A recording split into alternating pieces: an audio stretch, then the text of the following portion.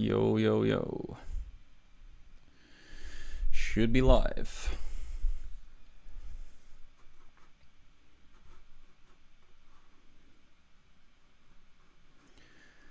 I see there's someone in chat. Hope you're having a good day. Thanks for stopping by. Yeah, rare solo Oscar stream. No tabletop, no TCG live with Angus today. We're going to be doing some, just a review of the recent sets, Obsidian Flames and Pokemon 151. Specifically looking at Gymleaderchallenge. They're not like the most exciting sets for standard format, but for GLC there's actually quite a lot of cool stuff. So yeah, we're going to get into it looking through the cards. Yeah, this is the first stream I've done from this setup, so apologies if anything's a bit sketch. Just let me know if any levels or anything need to be changed or anything like that, and I'll try and make some adjustments, but hopefully it's looking decent. And yeah, we'll see where it goes. I appreciate anyone who's stopping by, and feel free to, give your thoughts on the cards, etc. as we go through.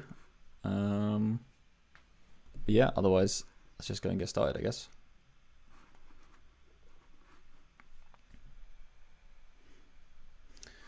All right, I'm going to start recording as well. I'm going to make a bit out of this as well. And we can jump over to this. All right. So yeah, Obsidian Flames. This has been out for, I don't know, at least a month now, I think. And yeah, there's definitely a few cards which are very, very impactful for GLC, which we've already seen in some decks. Some of the key cards are like the Entei, the Palafin, things like that. But yeah, there's quite a few other things as well. So let's just go through. We could maybe just start at the bottom and look at the trainers first. I feel like that's good just to give some context for what's actually available in the set, and then we can go through all the types. Yeah, there's a lot of cards in this set actually. And here we go.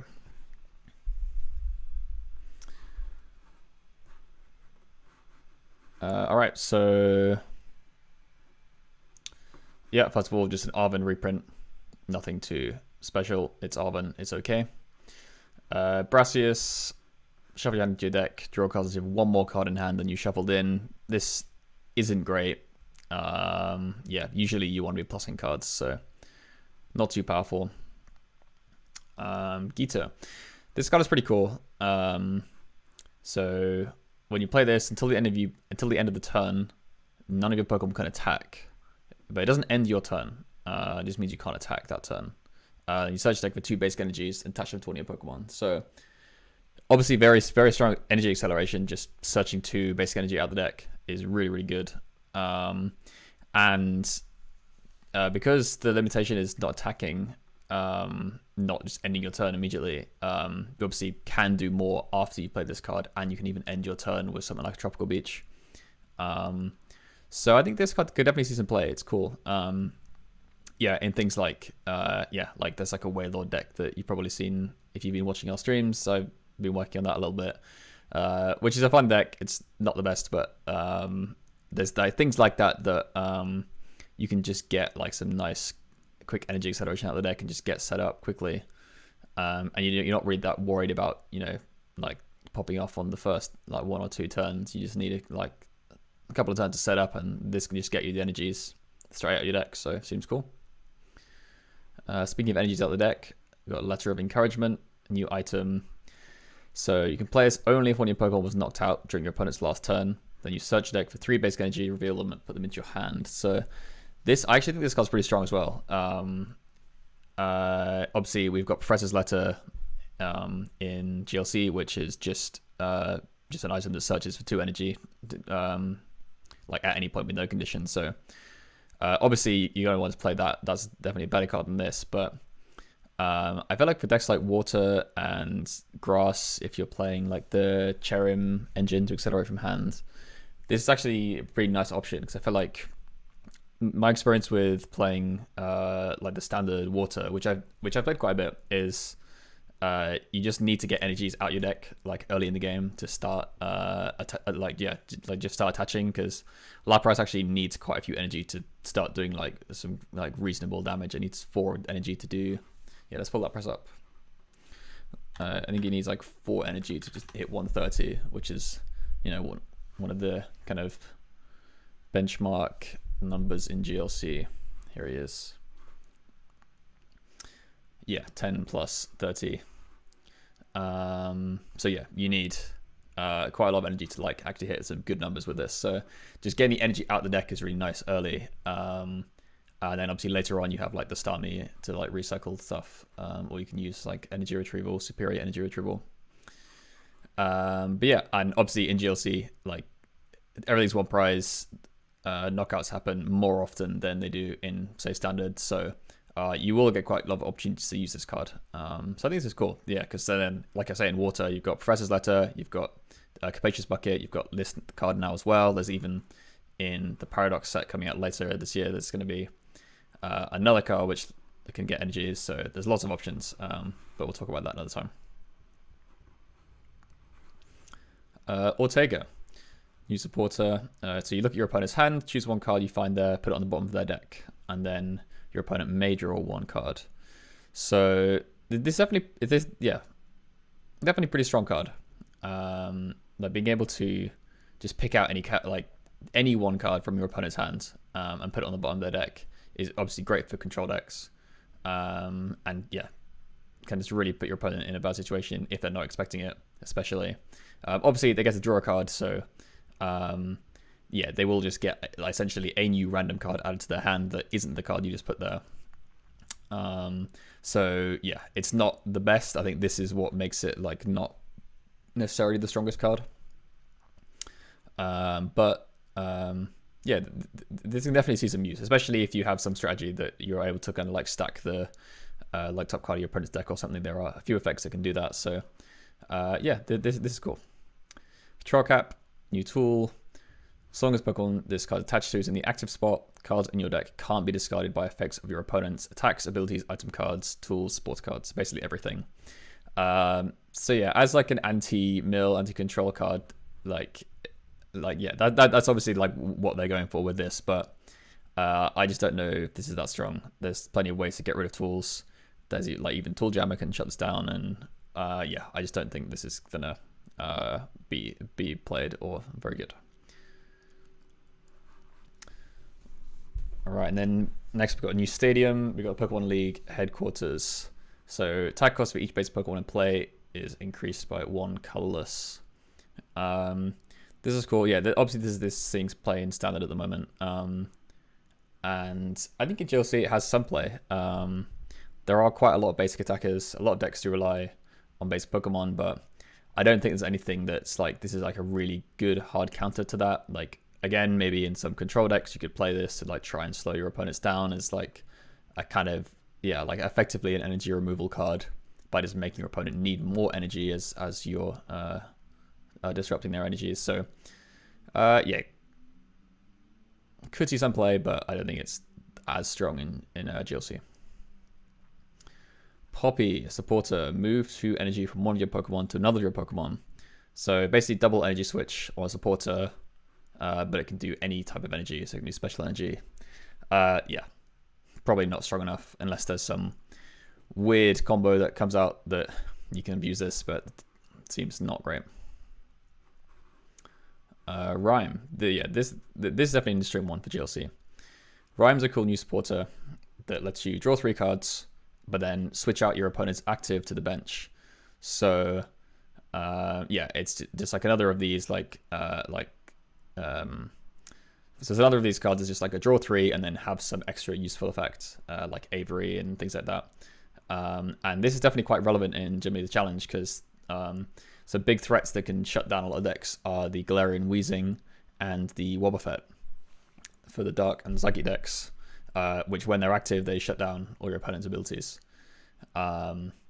So this is obviously just like another cool way to get around that. Obviously, we have a few things already. We have like escape rope and obviously just like boss and Guzma.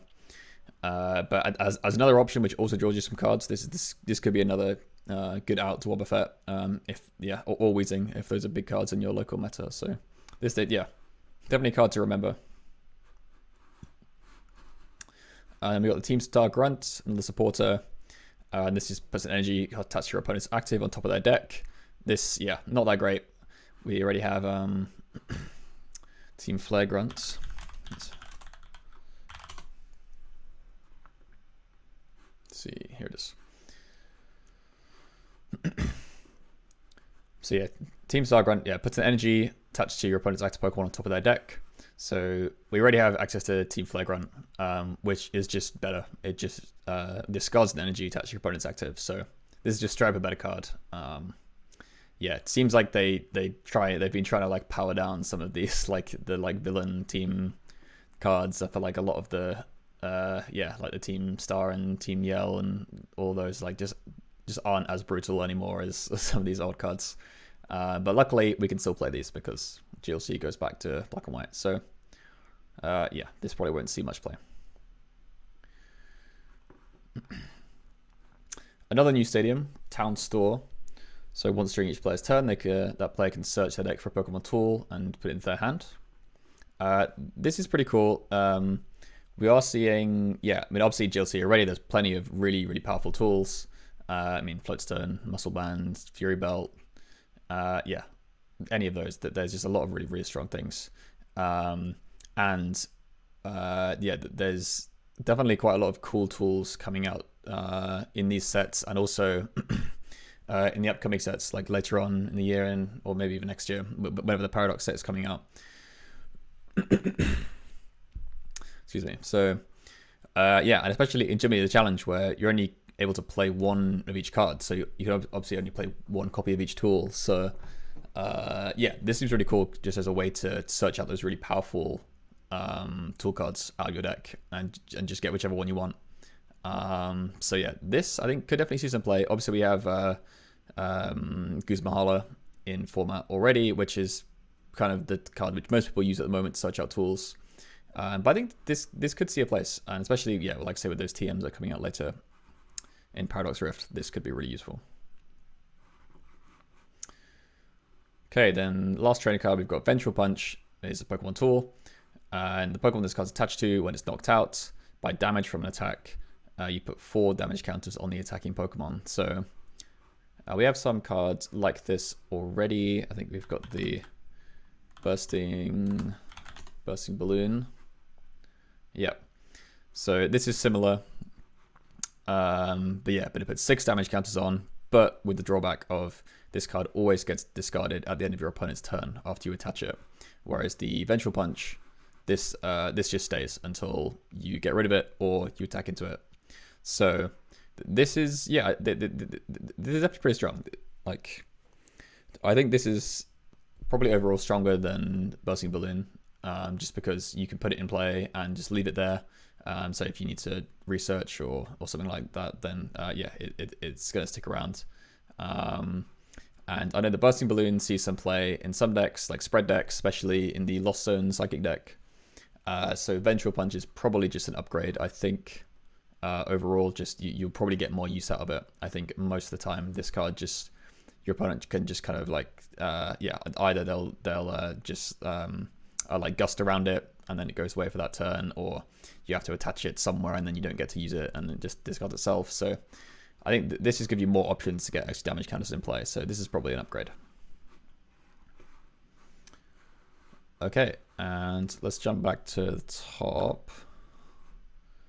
And then let's go through some of these cards. Yeah, so I'm not going to go through every single card because, like I say, there are a lot of cards in this set, and most of them aren't actually going to be super impactful. So we're just going to go through the ones that I think, are like at least like have some potential or have some relevance, or I could see play in the future. So we'll start with Grass. Let's go take a drink.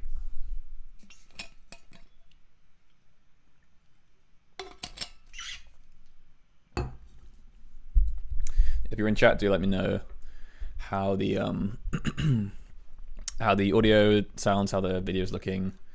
Yeah, if everything seems good, definitely want to yeah, try and make the stream as good as possible. So let me know how it's going. I'll try and keep an eye on chat. All right, let's keep it moving. Grass type. So grass. Let's see. I don't think grass in this set has anything particularly good, but there are.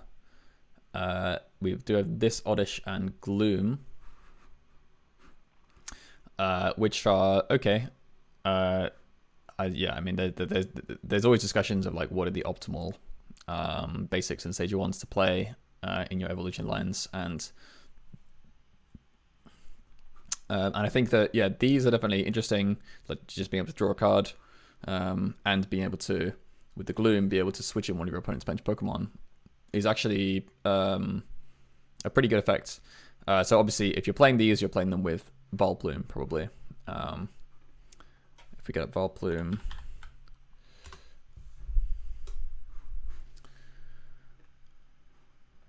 this guy.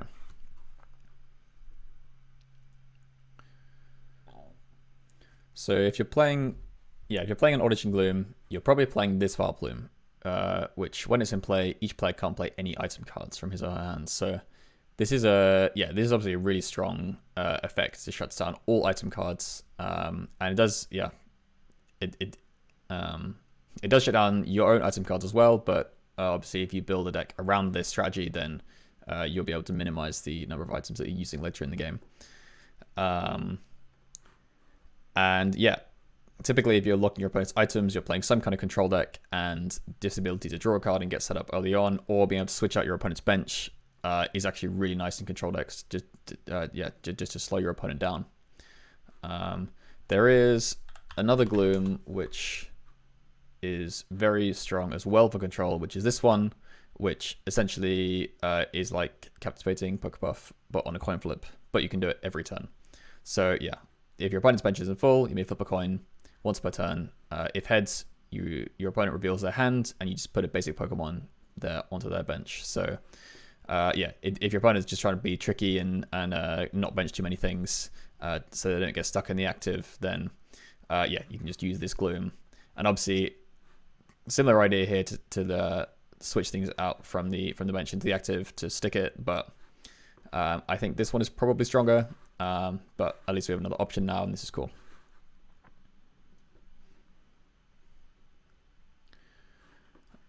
Okay, so we've got Blossom. So yeah, this is the other evolution of Gloom. And I don't think we've really seen any strong Blossom cards so far. And this one is maybe the best one, but it's still not great. It has an attack which the damage is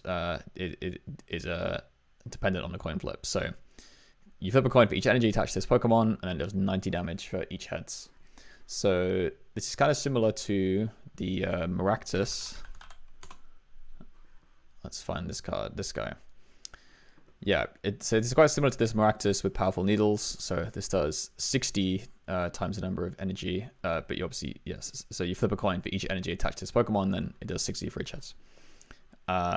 So if you want to play some kind of fun grass deck where you get a bunch of energy in play, and maybe use like Glimwood Tangle and like Trick Coin to try and like reflip some of your coins, and yeah, try and make the most of it, then this would probably fit in there pretty well. I mean, 90 damage on a 90 damage per energy is a lot. Like even if you just hit 2 heads with this is like 180 damage, which is obviously super strong. And we all know grass has plenty of ways to accelerate energy with the Rillaboom and Cherrim and the Venusaur double your energies. So yeah, this could be a fun deck, but I think grass has plenty of other good options already.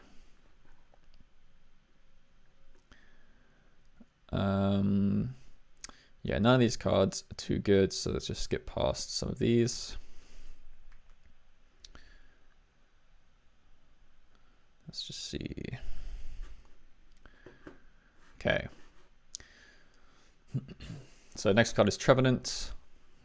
So stage 1, 140 HP. It's quite nice for a stage 1.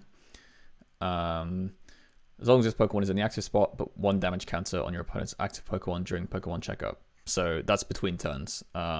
So yeah, if it's between every turn. So if you pass with Trevenant in the active, it'd be 1 going into your opponent's turn, and then it'd be 1 coming back if Trevenant is still there. So this damage does add up, but it's only on your opponent's active Pokemon. We've seen things like this before, like the... Where is Flygon?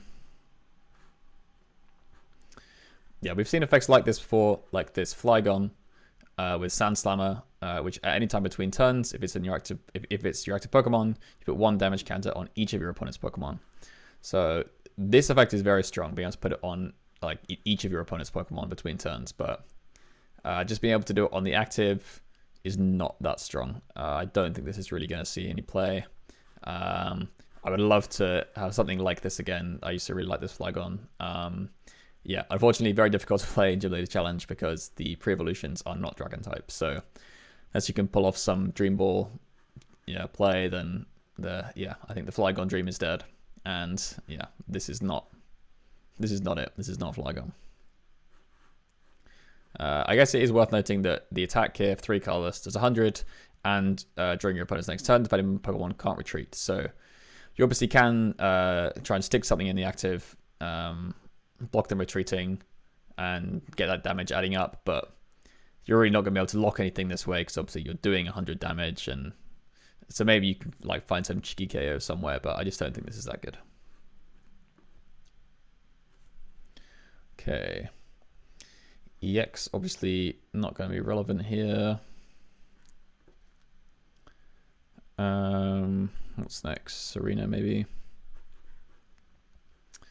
Okay, Serena, stage 2, 160 HP. So for 1 grass, does 60 damage, and during your opponent's next turn, the defending Pokemon can't be evolved by playing a card from your opponent's hand. And if 2 grass, does 160 and 20 to itself. So this card is cool. Yeah, obviously, blocking evolution is definitely very strong, especially in Gym Leader Challenge. There's a lot of decks rely on evolutions. But again, this is only for the defending Pokemon. It isn't like Archeops, which will block all evolution in play or anything like that. It's just the defending Pokemon, and again, you can just like switch out of this to remove that effect anyway. So not really strong enough, especially on a stage 2. It's going to be hard to get that lock going early where it's most relevant. But then 160 for 2 energy is a pretty nice, efficient attack, and knocks out a lot of relevant things in the format. Yeah, like most of your like basic attackers, and even a lot of the stage 2s, things like Gallade and things like that. Yeah, so this is definitely a strong attack, but probably not worth it overall. Next up, we've got Arboliva. So yeah, another grass type, stage 2, 140 HP this time. And for 1 grass, you can heal all damage from one of your bench Pokemon. So that's quite a strong effect, but things like this on an attack usually aren't that good. And there is another Arboliva already that's better, I think.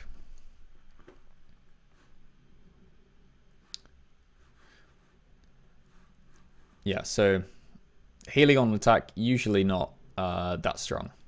But if you want to play an Arboliva that heals all your damage off on your Pokemon, then I would just play this one from Scarlet and Violet, which just lets you do the same thing, but when you evolve it from your hands. This is much easier to recycle. You can do it during your turn and still attack. So this card is decent in attack and heal deck for grass, but yeah, I think it's better than this one, so this is going to be a pass. Toadstool EX, not relevant.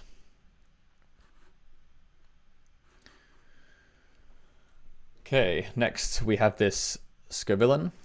Stage 1, 110 HP is a bit low. But his cool ability, double type, lets him be grass and fire type. So, yeah, I felt like effects like this are always worth looking at in Gym Leader Challenge, because obviously your deck's type limited to one type. So this lets you hit things for fire weakness in a grass deck. But he's only doing 110 damage. So I feel like this isn't really that strong. Maybe if you're going up against like a metal deck and you're worried about Copperajah. I think he's weak to fire, isn't he? Yeah. I think, if you're really worried about going up against Copperajah in a tanky metal deck with grass, then I guess you could play this to hit for weakness and hit 220 damage, but I think there's easier ways to hit 220 damage in grass. You just power up a Torterra with a bunch of evolutions on your bench. So, yeah, I think, it's always worth looking at because it's a cool dual type effect, but again, not super strong. So yeah, grass overall didn't really gain that much from this set, but a few like fun options and maybe a good Audition Gloom to try out if you are playing a Vileplume deck. Okay, on to fire. So this Charmeleon, this is actually decent as a stage 1, 70 damage for just 2 fire. If you're playing like a speed, just like aggressive fire deck, I've seen lists recently that just really try to maximize the speed element of fire and just rely on all those supporters that attach energies like the Blacksmith and the Welder, and just use like Pokestop and Magma Basin just to try and cycle through your deck and just attach energies quickly. So if you're going for that kind of aggressive fire deck, then having this Charmeleon is actually decent because turn 2 sometimes you'll just be able to get a donk on like a basic before it evolves. So I think this is okay. There is already the Charmeleon that searches for a supporter for 1 energy, which is probably better in most cases because fire can be a bit of a brick deck sometimes. So that's probably the better one. But this is I think the Charmeleon's a cool option, and it has 90 HP, which is nice because you can search with Level Wall. Ninetales, stage 1, 120 HP, a little bit of 20, it's fine. Then 2 fire, you have Ninetale Dance, put 9 damage counters on one of your opponent's Pokemon, and during your next turn, this Pokemon can't attack. This is cool 2 fire is, very doable in the fire deck. And putting 9 damage counters is strong. The fact it's limited to 1 Pokemon, I think makes us a lot weaker. But still, you can just do 90 to any bench, and you can take out a lot of support Pokemon, things like Octillery, Electric, things like that are just kind of bench sitters that often have quite low HP. So this can let you take advantage of those, but it seems overall just I have to do 2 energy to do this. It's limited to be on 1 Pokemon, and during your next turn you can't attack unless you obviously switch out.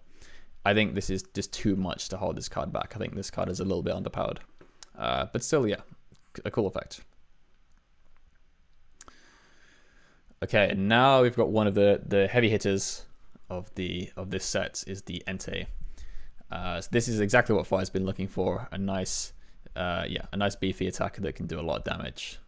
So basic with 130 HP is always nice. That's the magic number for GLC basics usually. The ability Pressure, as long as Entei's in the active spot, your opponent's active Pokemon do 20 less damage. So this gives him an effective 150 HP, which is nice. But also, this effect just applies to all damage from your opponent's active.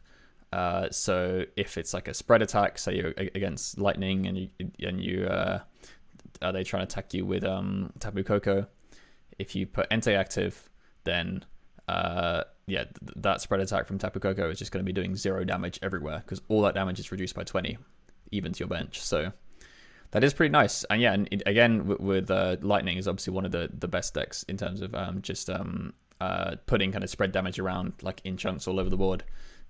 Just against Raikou or Regieleki, this does actually nerf that damage quite a lot. So just doing 100 to the bench with Raikou instead of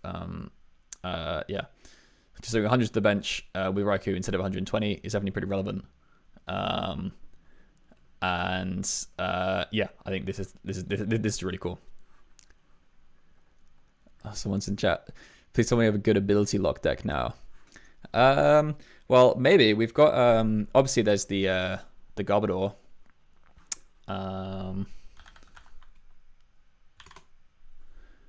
Let's see. Yeah, I'm sure you've heard this guy, Garbatoxin Garbodor. when you put a tool on him, he just shuts down all abilities. And yeah, I mean, this is very strong. And there are quite a lot of cool psychic cards that are coming out in these sets that enable, I think, this kind of Garbodor strategy in GLC. So we'll get psychic in a minute, but yeah, I think in terms of GLC, JDX, there are actually quite a lot of viable control strategies. So I think, yeah, for standard, it's still a bit tough. I don't think there's like that many things. I've seen some people run some control decks recently, but they're not really that strong in terms of like the ability lock and yeah, I think it's more just like trying to block damage with like Mimikyu and stall things out on the bench and that kind of thing. Hopefully we'll get some new control cards soon. I would love to play a control deck in standard. That'd be cool.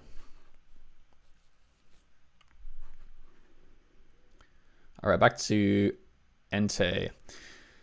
So yeah, Entei, as well as its ability and the nice HP and all of that, it has a really strong attack. So for 3 energy, Blaze Ball does 50 damage, and then does 20 more damage for each fire energy attached to this Pokemon. So it actually does 60 damage, is correction. So yeah, obviously you can just stack as many fire energies as you want on this guy, and he'll just do loads of damage, especially when you've got like the Charizard to double your energies up. This card is very, very strong.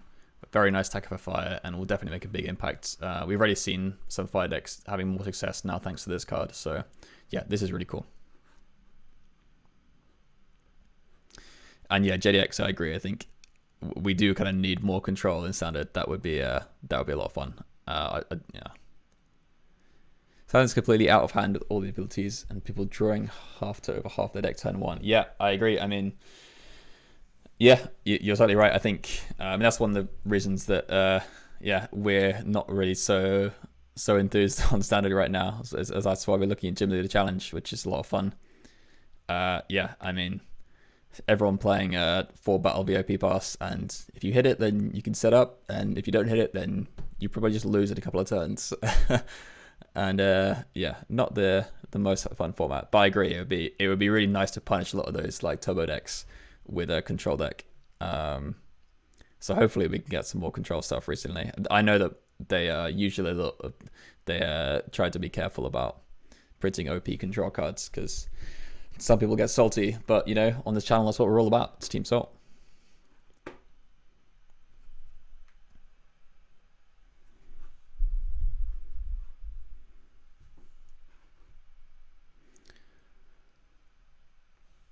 All right. Next up, we've got Camerupt, stage 1, 140 HP. So for 2 energy, fire and colorless, you've got Eruption, which is 50 damage. And then each player discards top card of their deck. And this attack does 100 more damage for each energy discarded this way. So yeah, you can hit up to 250 damage with this, which is obviously very strong, but it's very situational. There are ways with fire you can stack your deck, like with the Mag Cargo. Which just lets you once per turn search out any card from your deck and stack it on top. So this, like, yeah, I mean, it has some potential, but I just think it's like too techy, really, to be reliable. Yeah, I mean, it's a shame because I feel like fire really needs some like good solid attackers. Obviously, we have the Entei now, but this is like the first one. It's like fire's been like desperate to have something that they can rely on, and this is the guy now. But there's so many fire attackers that are like this that are just like. Yeah, they're just like really close to being good, and they'd like, or they just have some weird condition that just makes it too difficult to use, and like, yeah, it's whatever. I think that, yeah, this isn't that strong. Okay, we can skip over EXs because we're just looking at GLC. Yeah, again, really same thing with this Darmanitan. Nice 140 HP stage 1. And 3 energy does 60, and if this Pokemon has any damage counters on it, it does 60 more damage. So doing 120 for 3 is okay. It's not 130. It also needs damage counters on it. Again, there's ways to do this, like with Magma Basin, which accelerates its fire energy and puts on 2 damage counters. But just like, yeah, just not quite enough. And then 140 for 4 energy that's quite a steep cost. I don't think this is going to be that good. Any cool new Arcanine cards? I don't think there is. Well, there is an Arcanine in the 151 set, I'm pretty sure. So we'll get onto that in a minute. Let's have a quick scroll through. But yeah, there will be an Arcanine in here, right? I can't remember if it's an EX or if it's... No, this card actually is pretty cool. I'm just going to skip ahead for JDX in chat. Yeah, this is really cool. Like, a 150 HP on a stage 1 is obviously pretty nice. Has an attack for 1/5, which can accelerate 2 basic energies from discard pile, which is great. And being able to hit 240 damage is pretty strong. I mean, in GLC, obviously, this is great. This, like, one-shots anything. But even in standard, I feel like this is decent. Like, 240 is, yeah, like, you're at least KOing, like, basic Vs and a lot of, like, stage 1 EXs and things like that. So I think that, yeah, I mean, this is cool. JDX, I'm many it. Yeah, go for it. Yeah, I agree. This artwork is sick as well. Retreat cost of 4 is crazy. He's chunky boy. But yeah, I like this card.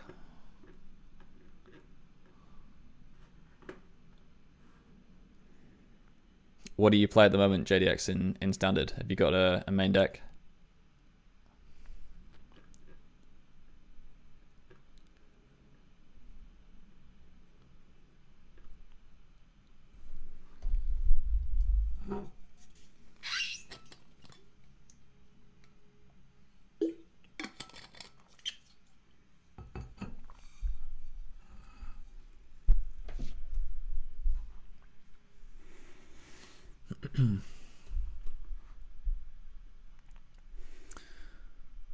All right, let's carry on in the meantime. They know what they're doing. All right.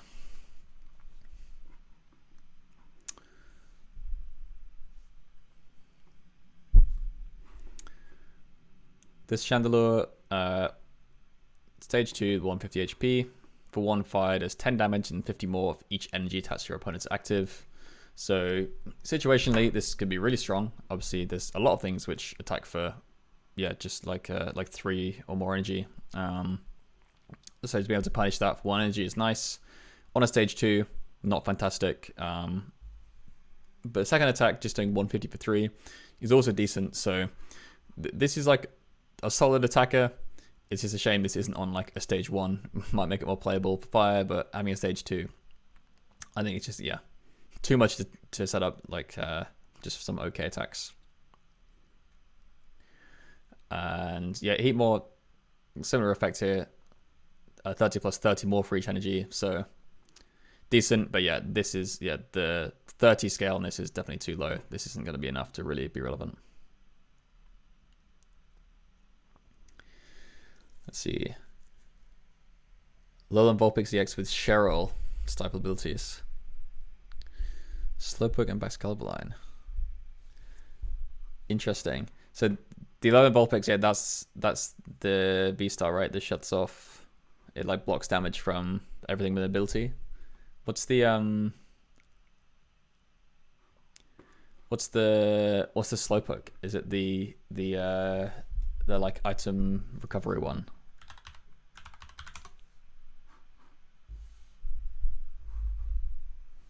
Is it this guy?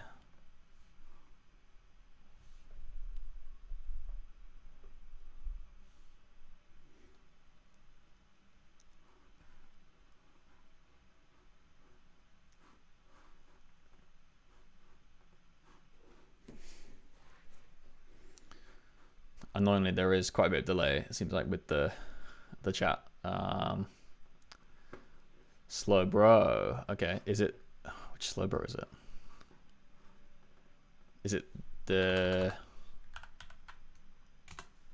damage moving one, this guy? Or as in you just go for the, at the end, you just try and take all the prizes at the end? Yeah, this guy I've played in a GLC deck with Wailord. This guy's really cool. But this one's obviously sick.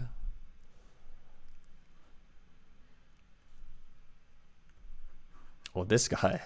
This is cool. What set's this from? God, it's right. No, it's too old.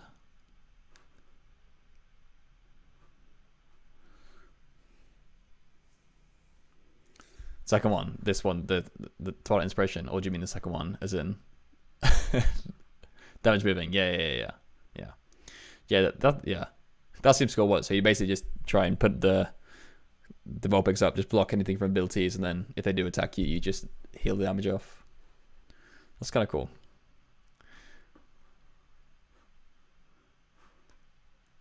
That seems like a lot of fun. Yeah, it's but yeah, like you say, it is hard to make an actual solid like control strategy at the moment. But I feel like that seems like a fun deck there. That's a cool idea.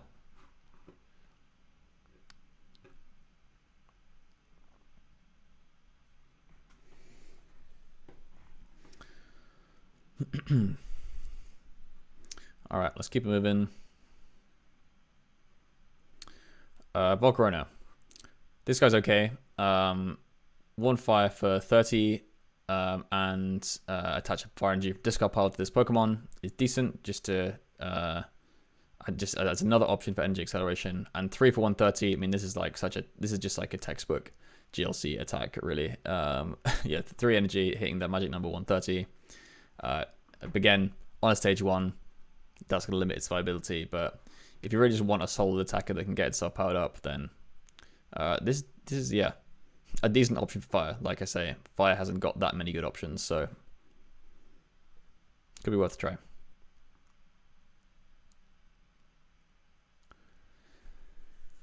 Strat the deck was to set up the Lone Vulpix and then Cheryl replace with Scarlet Energy Pascal. Yeah, that makes sense. That's cool. Yeah, so you can move things around as well, and then just like Cheryl everything. Yeah, that's cool.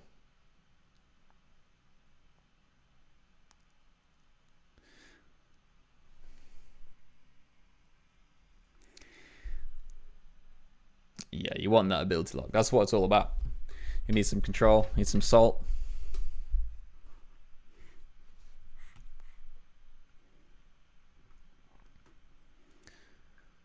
All right, that's pretty much it for fire. So let's move on to the water types. This Lapras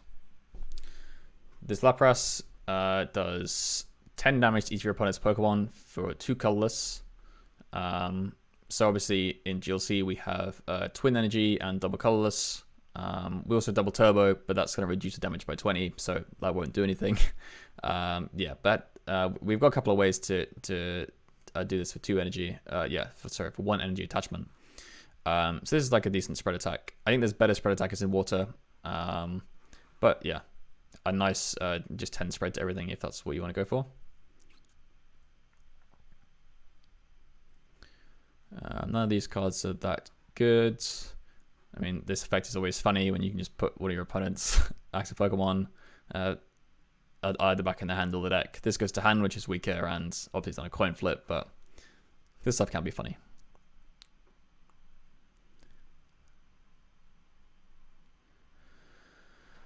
All right, Seismitoad. This is actually quite a cool card. Stage 2, 170 HP is nice. That's pretty high. And the ability, as long as this Pokemon is in your active spot, your opponent's active Pokemon's attacks cost colorless more. So yeah, like the Pokemon League headquarters stadium we just saw earlier. Yeah, this is just another way to make it hard for your opponent to attack and kind of limit their energies. Yeah,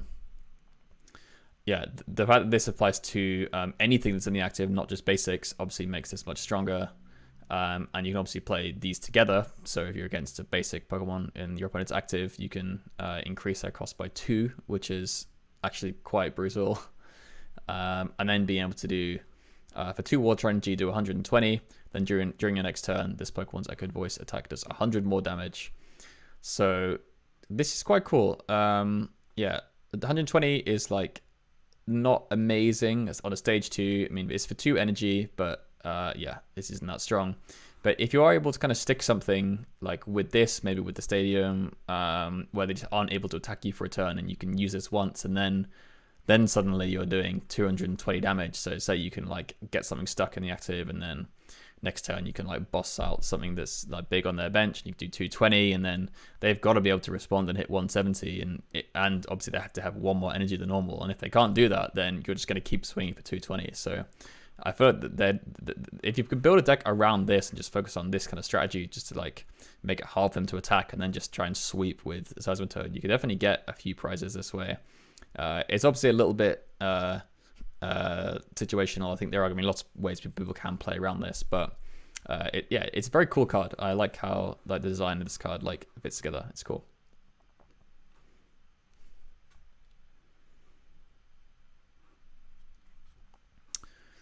None of these cards are that good. Yeah, 170 for 3 on a stage 1 is strong, but discarding all the energy isn't great. Obviously, there's lots of ways to recover and reattach energies in water, so it's not the end of the world. But I think there's better water attackers. JDX says, "I love deck brewing." Oh yeah, that's like literally my favorite thing at the moment.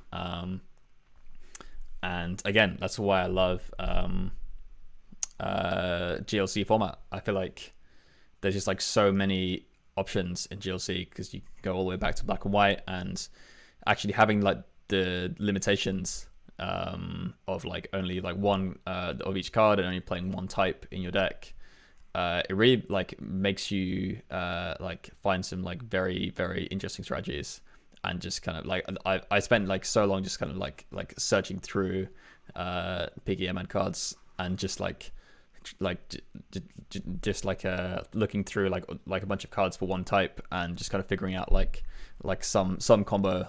And me and Angus have made like so many funny decks. And yeah, I think that's also what's great about GLC is like it's obviously not like necessarily like the most like hyper competitive format. I think there is a lot of competitive value to it, but just in the state that it's in now, because it's not like extremely popular, there's a lot of space to just make fun decks and actually still do quite well. And yeah, especially just as a fun format to like play with a few friends or whatever, it's like it's perfect. I think it's like it's the most fun way to play, I think, at the moment. Yeah, so if you're looking for some fun deck building challenges and stuff, definitely check out GLC if you haven't already.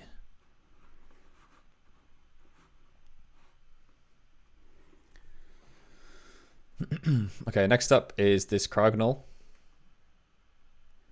So this does, for one colorless, does 30 damage, and if you go second and it's your first turn, your opponent's active Pokemon is now paralyzed.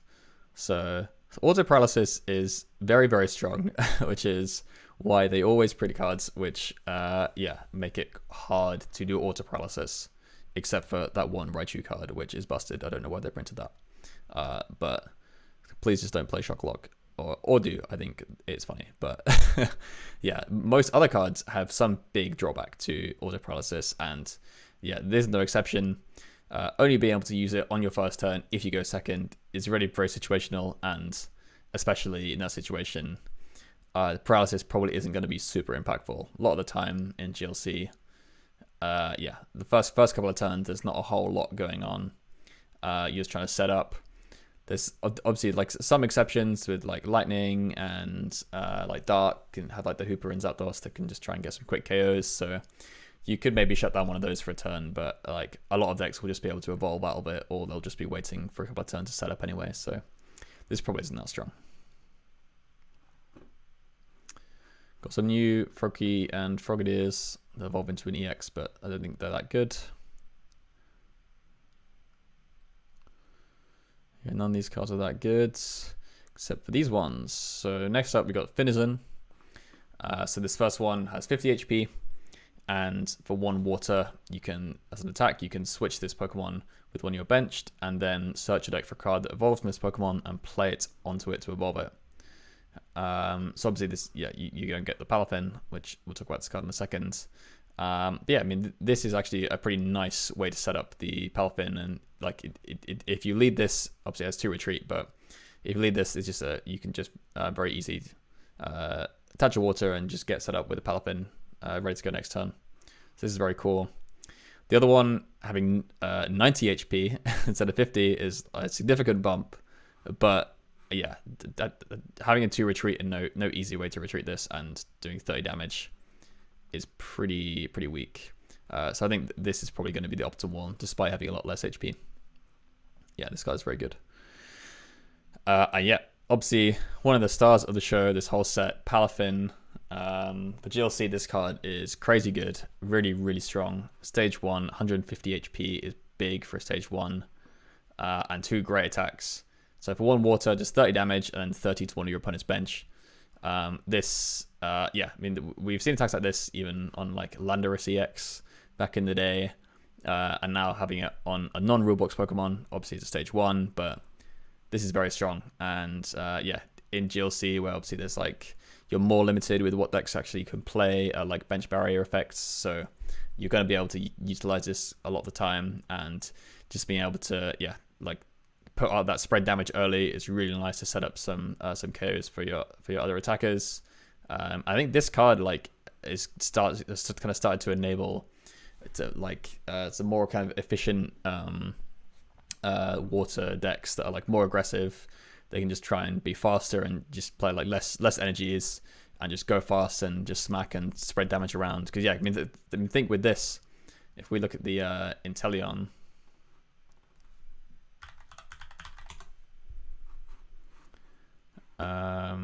These shady dealings. So yeah, if we look at shady dealings Inteleon, this is a card that you're going to play in pretty much every water deck, because the ability of this and the Drizzle that it evolves from are just really, really strong. Being able to search out trainers from your deck. And this guy's a great attacker because he's 160, and then for 2 does 120 and 20 to one of your opponent's bench. So I think this in combination with Palafin is actually really, really good. Just being able to set up that spread damage early, just put 30 on the bench somewhere, and then that's like puts most things in range of Inteleon's 120 to be able to just finish things off. Yeah, for 150 total. And then again, having this 20 spread here, having this 30 spread here. There's some other spread options. Obviously, like we saw the Lapras earlier. There's various other spread attackers in water that are pretty strong as well. So yeah, this is like just very, very flexible card, especially with the second attack for 2 water, that if this Pokemon switches in from the bench this turn, it does 210 damage, which for 2 energy is like crazy. This is like one of the most efficient attacks like in the game, I think. Yeah, and obviously in GLC, this knocks out just about everything. Like, yeah, there's obviously a few exceptions of, yeah, like Wailord and maybe like a Copperaja with some tools on it, or like, yeah, or like a Torterra with a yeah, with a pot helmet on, or whatever. But like, there's like not many things are gonna get past a 210 damage attack, and obviously this combos really nicely with the Finizen that it evolves from, where you can just attach, evolve from deck and move it to the bench. Then next turn you can just go straight back into the active, touch another NG, and just smack for 210 really easily. So this card is very, very strong. Yeah, I've actually, I think in one of our recent streams, I featured a deck using this that, yeah, plays like the Inteleon and like an Empoleon and some other efficient attackers, and you just kind of turbo through your deck and just like hit a bunch of damage quickly. And yeah, it's a very cool new way to play water.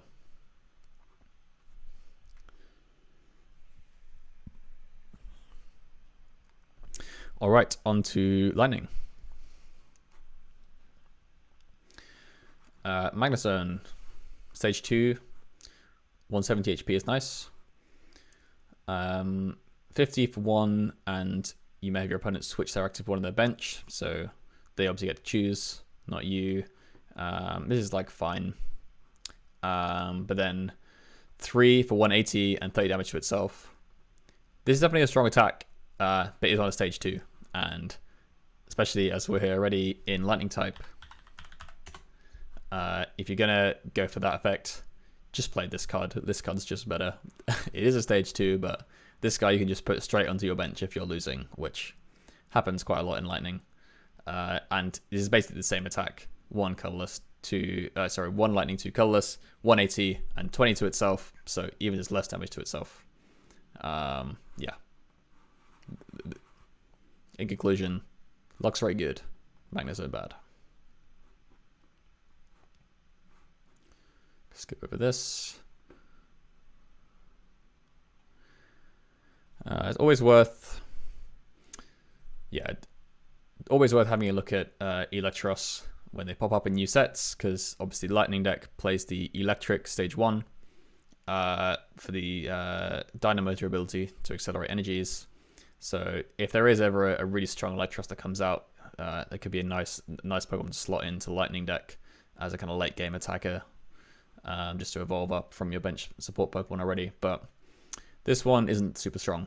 Yeah, for 1 energy, you can just switch in one of your opponent's bench to the active, and then it does 60 to the new active, and could paralyze on a flip. So kind of a cool effect, could be useful in some scenarios, but yeah, it's on a coin flip for the paralysis, and then 1 dodgy for 3 is fine, but again, on a stage 2, when you're taking out one of your support Pokemon to evolve into this and lose the ability, probably not worth it. There is already a Electros that I think is better. Oops.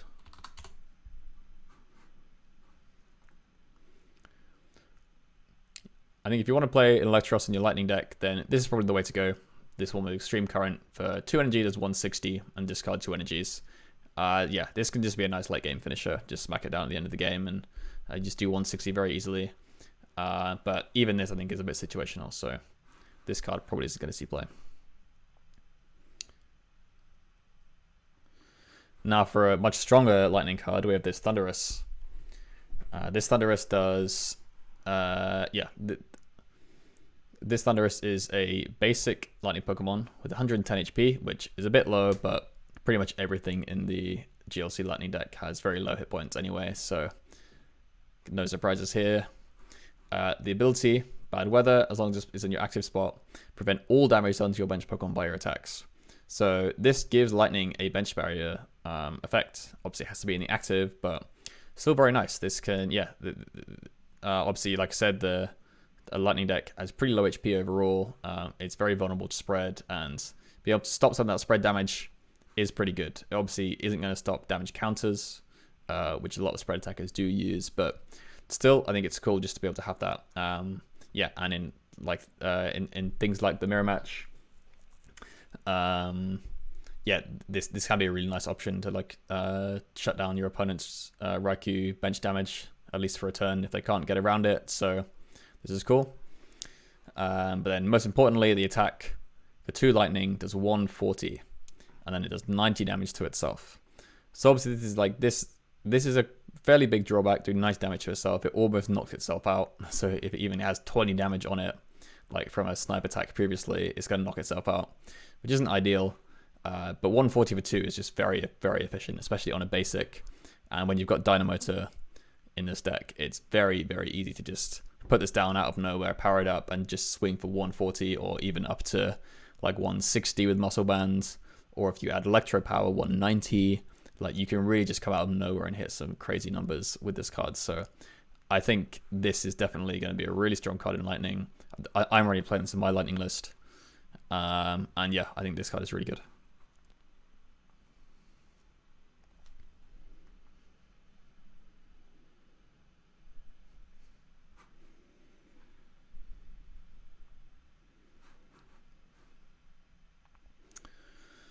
Moving on.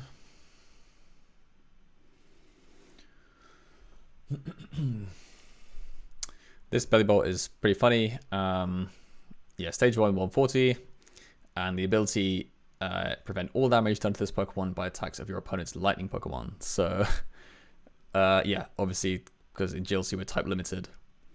Yeah, so you can only play this in a Lightning deck. So if Lightning is like the deck in your local, in your local metagame, if Lightning is just like that deck and everyone's playing it, including you, then I guess you could play this because you really can just shut down your opponent's entire deck just by having this card if they're playing Lightning, because obviously they're only allowed to play Lightning Pokemon if they choose to play Lightning. So yeah, in the right matchup, this is just going to like maybe just win you the game if you play it smart and don't bench anything. Yeah, and just avoid benching anything else. The attack does 100 for 3. But yeah, again, if you can just find a way to hit a lot of Lightning decks in your matchups and just get this guy down and start attacking, you just will win a lot of free games. So it's worth keeping an eye on. Andrew Discovery, yeah, you know, yeah, I know he loved the Lightning deck. But yeah, so maybe yeah, if you play in the full grip league, and you know Andrew's going to bring the lightning deck. Maybe everyone just play the belly bot. What if everyone just plays belly bot that week? They just that would actually be really funny if we just had like a whole bunch of belly bot mirrors, because then no one can touch each other. Devolve the belly bot with a TM. That's true actually with the new TM. But yeah, but that card's not out yet, so for now, make the most of belly bot while you can. We can skip past this and onto Psychic.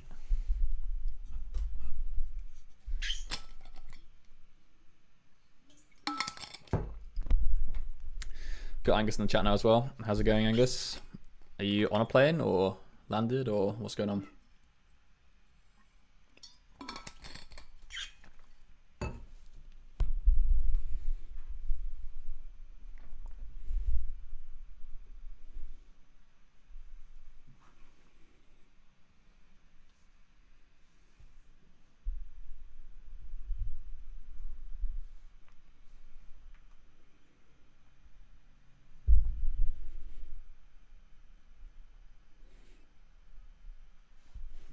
Yeah, there is a, like I said earlier, there is a bit of delay on the chat, so I'm having to wait for these responses. Want to bust back? 30 hours of travel later. Oof, that is brutal. Yeah, Angus is off traveling for some gigs and stuff. 30 hours that's a lot. I've just booked yeah, when obviously I was with you when we talked about it the other day, but I just recently booked some holiday to New Zealand for later in the year, which I'm really excited about. But yeah, just looking at the travel times for that, with like 2 massive flights layover, and it's like 2 full days of travel, it's like gonna be savage. But should be worth it when I get there. But yeah, 30 hours is rough. That's a long time. Hopefully it's not too bad, and you're enjoying some some Team Salt content to keep you going.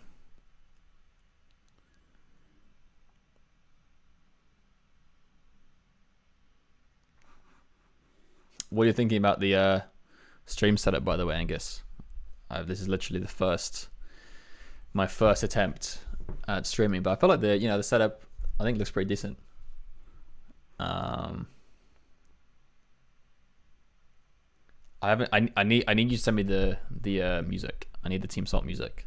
I didn't have that for the intro. Very sad.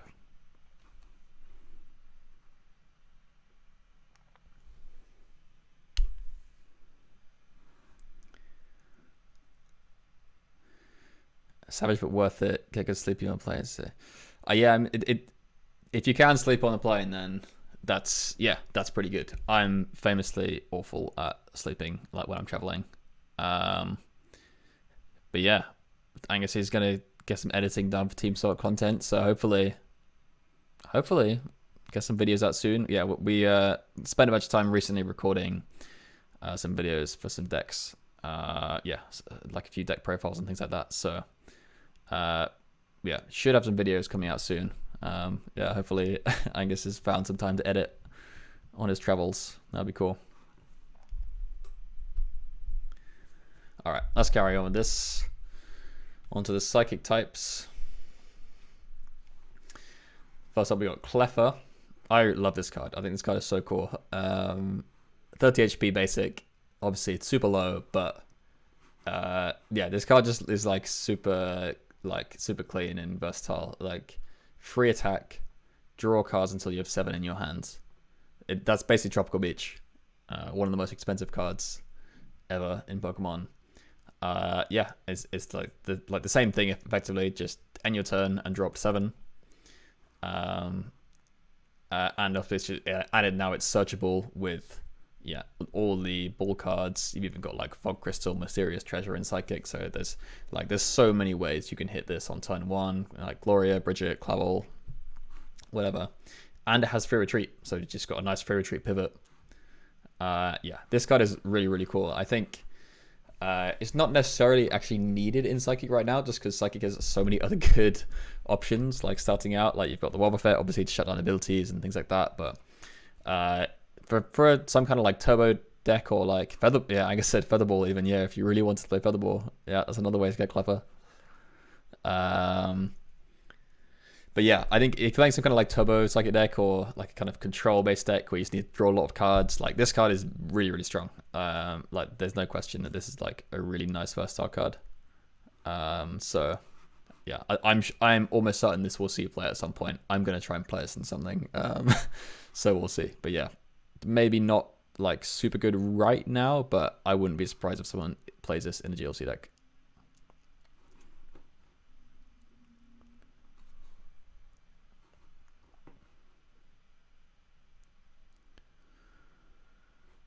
Speaking of draw cards for Psychic, we have this Togekiss, 150 HP stage 2. The ability, once during a turn after your attack, you may draw cards until you have 8 cards in hand. I mean, drawing up to 8 is crazy. That's like very good. This guy also has free retreat, another Featherball target if you're playing Featherball Psychic. But yeah, it's also very interesting, like after your attack. So again, like Clefairy, it's like kind of at the end of your turn, you draw up until you have like 7, or in this case 8 in hands. But obviously this just works from your bench, so you can have something else on the active. You can have like Wobbuffet in the active, and then you can still get this effect. You can just be attacking with something else, so you can just play down all your cards, attack with something else, and just draw another big hand. Obviously you aren't going to get to use these cards because it's at the end of your turn. So if your opponent has Iono, Marnie, they can limit your hands again. But there's only so many turns that your opponent's going to actually have those cards, and that means they can't play another supporter like a boss or something like that to get around whatever's in your active. So this is definitely super strong. And with a free retreat, again, very versatile. And with 2 colorless, doing 110 and move an energy from this Pokemon to one of your bench. This is also decent. Yeah, I mean, like this can just in a pinch be a nice way.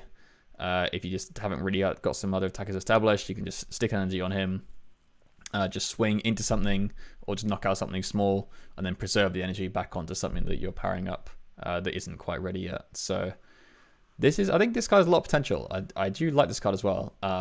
Again, it's just Psychic has like so many good options already that it's like, I don't know if this fits in with like the standard Psychic build, but again, with something that you want to draw a lot of cards, now you've got Clefairy and you've got this card, like you're going to be drawing like a lot of cards at the end of every turn. So yeah, definitely something to consider. Espeon, yeah, not really playable. RIP EVs in GLC. Grand Ball. This card's actually, I think this card's actually decent. I kind of mentioned earlier about Garbodor. Let's get Garbodor up again.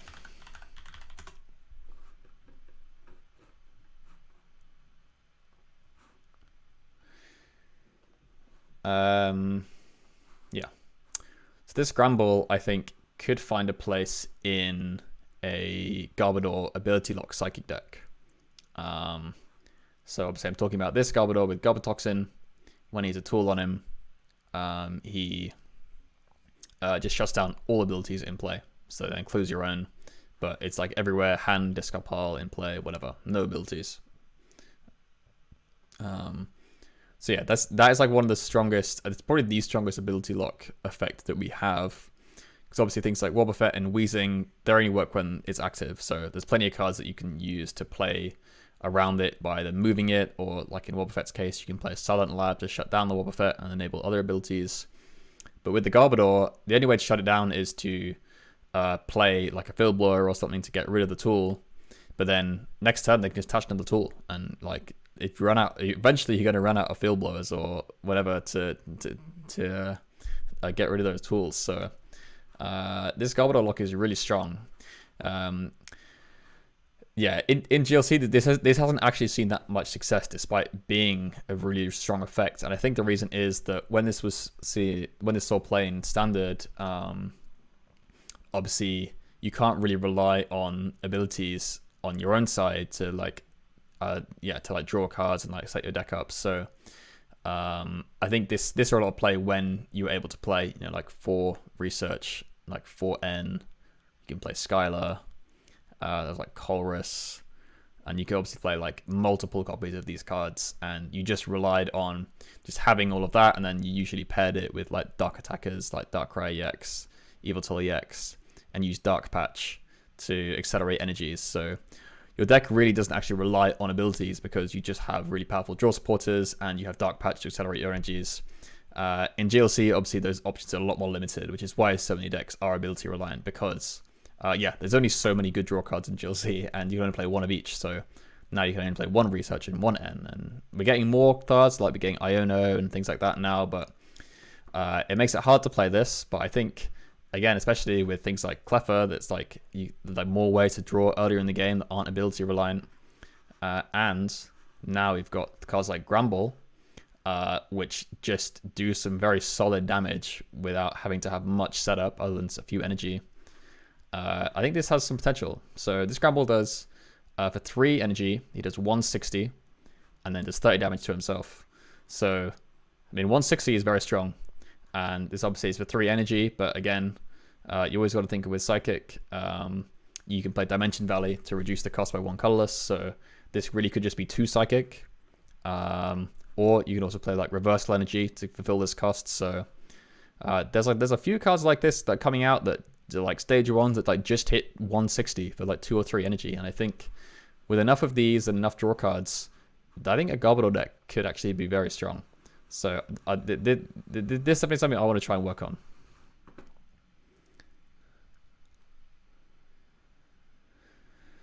Saying Angus is saying for Togekiss, Turbo Recycle Roxy with the wheezing coughing spread.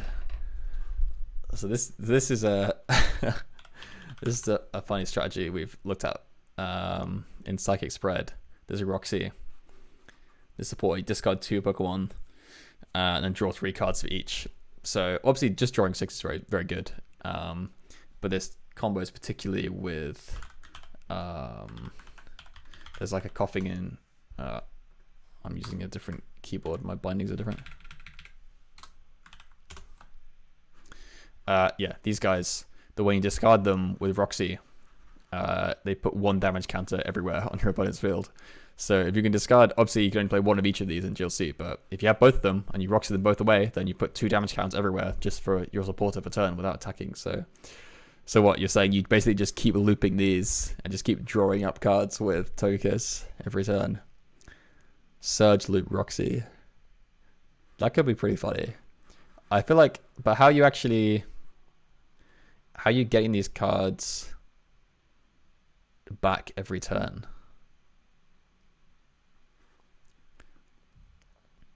I guess you have like Clara. You can like Surge Clara Roxy.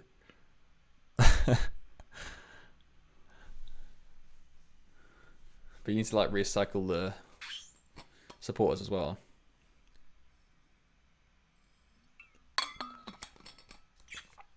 I don't know. It's funny though.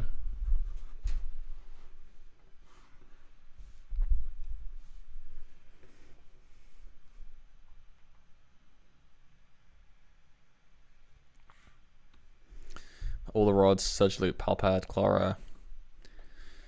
Yeah, and there's like Team Yells here as well. Shuffle 3 supporters in. Like Lusamine. I guess you probably can't do it every turn. Then it's a good way to do it every turn. But yeah, I mean it. I guess it's just a classic. If you could trap something with Galar Mine and then just keep going. I guess because the Togekiss is like drawing on your bench.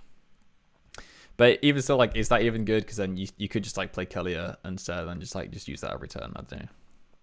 Or God of War. But you could play like the Mawile that stops your opponent retreating. And just like try and stick something and just like spread damage with Roxy Loop. Could be funny.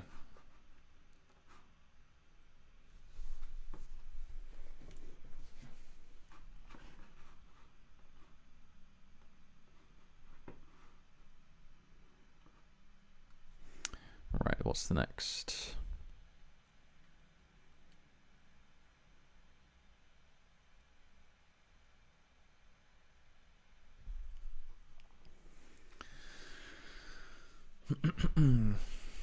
All right. This Morwile, basic 100 HP.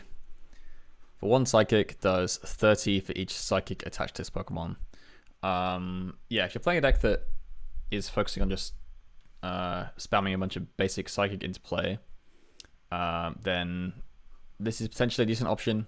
I think there are plenty of other attackers that also do a lot of damage, obviously, in psychic, but just as a thing that, like, that can basically have no damage cap. 30 scaling is pretty good numbers. We've got Malamar ready to touch with discard pile, and there is a Xatu coming out soon, which lets you attach energy from hand and draw cards. So I think in the future there's potential, yeah, for some kind of turbo psychic deck. So this is an option for that.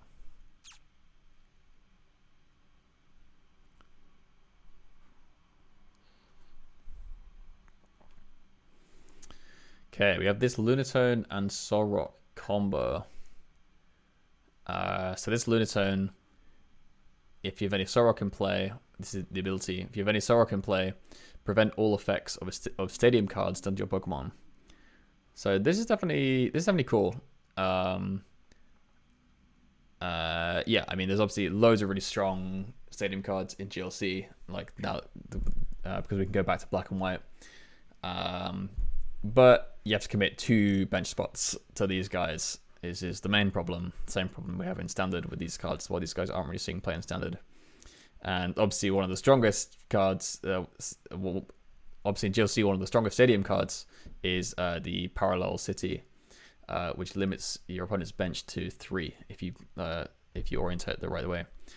But yeah, if you're playing these to try and counter stadiums, you're effectively already doing a Parallel City lock on yourself by taking up 2 bench slots. So I don't think these guys are that good, but it's a cool effect, and maybe there's something to this.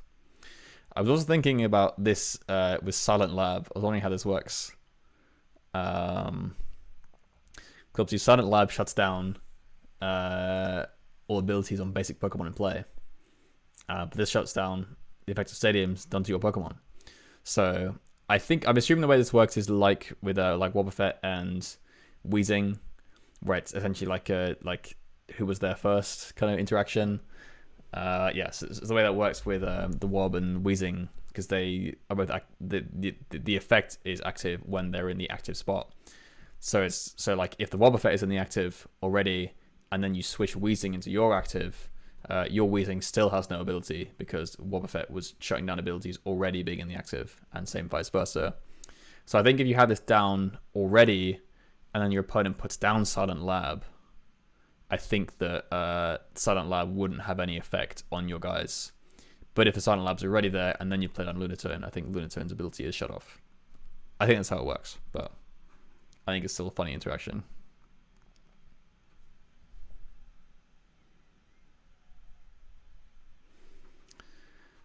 This Claydol is funny,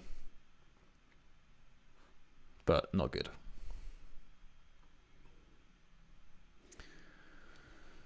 Okay, next is Poltergeist, a stage 1 with 70 HP, which is very low.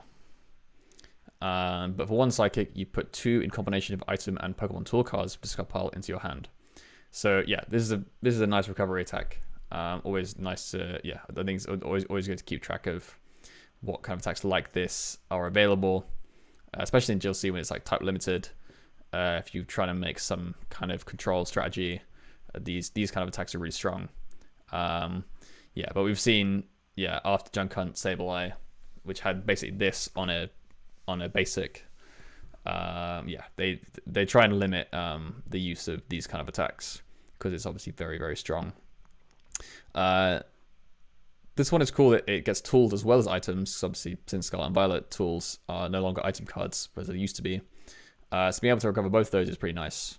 So yeah, this could see some play in some kind of psychic lock deck in the future, but yeah, 70 HP stage 1 is going to make this quite limited.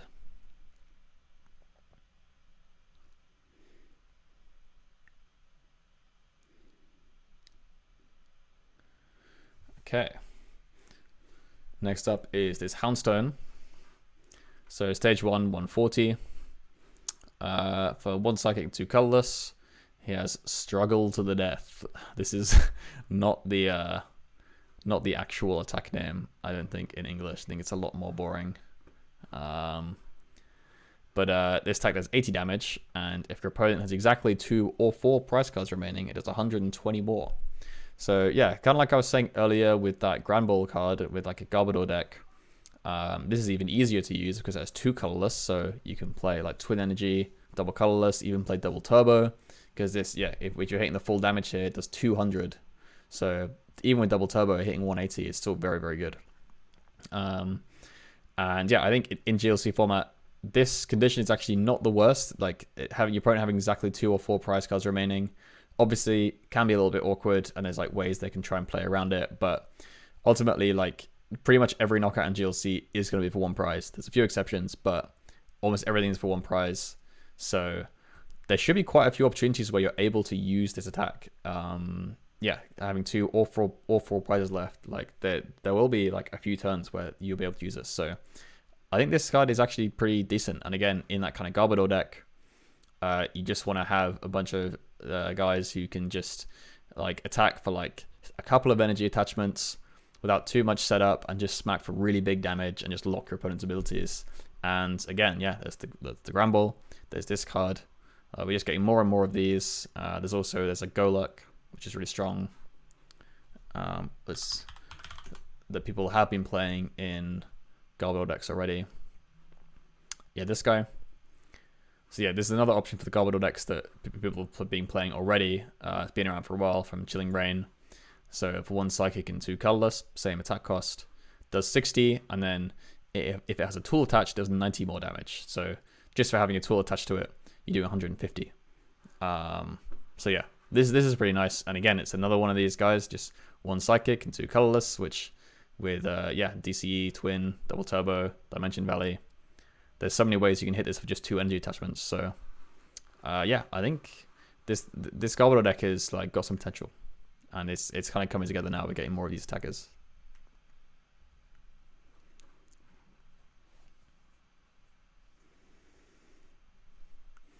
Okay, and that's it for the psychic types.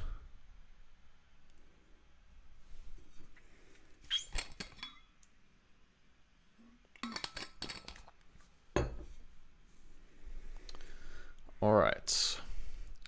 Next, on to fighting. Fighting is a type in GLC that really needs a bit of help. Has quite a few strong attackers, but they're all stage 1s, and there's not really any draw support. So it's a bit of a clunky deck, but it can be strong if it pops off. Unfortunately, I don't think there's actually that many good fighting cards. As usual, yeah, fighting not getting a lot of love. There's a couple of ones that are interesting. So first up for fighting here is its Whiscash. Stage 1, 140 HP. Decent for stage 1. And yeah, this first tag is what it's all about. So for one fighting, for each fighting energy attached to this Pokemon, discard the top card of your opponent's deck. Yeah, this is like a kind of mill effect that we've seen before. If we look at the Sensi Scorch.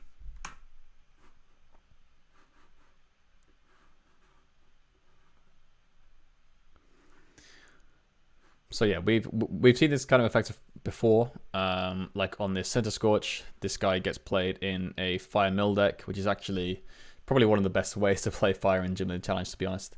And yeah, same effect basically for Fire. For each Fire energy, discard top card of your opponent's deck. The difference is with Center Scorch, Fire has way more support for, like, I mean, you've got ways to draw cards. You've got ways to accelerate as many Fire energy as you like into play with Emboar. You've got Charizard doubling up all your energies. Like, yeah, there's a lot of ways to make this attack very strong, to like discard like, I don't know, up to like 20 cards in one turn, which is crazy. Whiscash just has like reversal energy. That's kind of it. So yeah, I don't think that this is really going to see any play. Hopefully at some point they'll release some more fighting cards with some good yeah, draw or like energy acceleration or something, just something to make fighting more playable, because it's, yeah, I think it's one of the harder decks to win with. It like I say, it has quite a few strong cards. It's just like doesn't really have like that consistency. But yeah, this is interesting effect to keep an eye on, but not that good at the moment.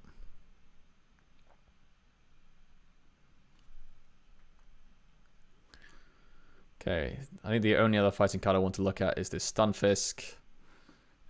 Basically the 120 is decent. The ability, if this Pokemon is in the active spot and is damaged by an attack from your opponent's Pokemon, and if it has a tool attached, then you put 5 damage counters on the attacking Pokemon. So yeah, there's just quite a lot of steps. It has to be active, has to be damaged by an attack, not just like place damage counters, and it has to have a tool attached. There's like 3 different things you have to have. But if you do that, then it does 5 damage counters on the attacking Pokemon, which honestly is like decent. And obviously you can combine this with things like the Vengeful Punch or the Bursting Balloon or things like that to do even more damage. So yeah, with like Vengeful Punch, you're putting 9 damage counters on the attacking Pokemon, which, I mean, that's quite a lot of damage counters just as a counter, like without even having to like attack yourself. So I think they're like, if you happen to be playing a lot of tools, and yeah, I think there's like, this is like easier to pull off than it might seem, but there's so many ways to play around this, and I don't think this even fits into the fighting strategy that well at the moment. Yeah, I guess it's worth noting that his attack does 30 and stops your opponent retreating. So again, yeah, like some other cards we've seen in this set, you can try and lock your opponent in the active with a kind of soft lock and hope that they hit into you and take their damage. But yeah, I think this card isn't going to really be that good. This Digsby does discard top card of your opponent's deck, so Fighting Mill.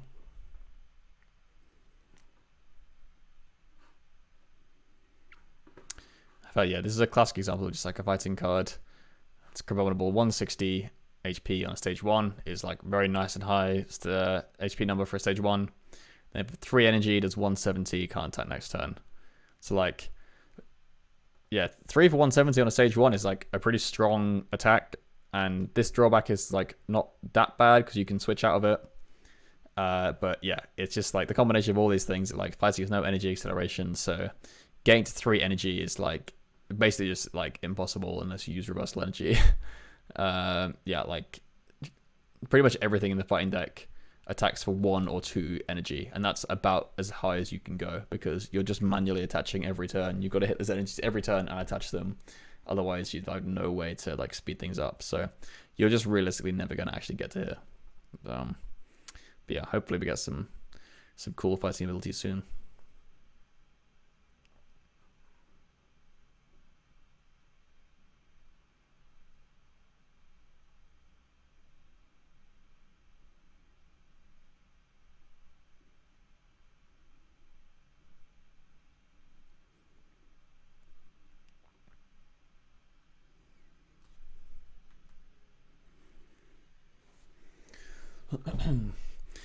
Alrighty, moving on to Dark.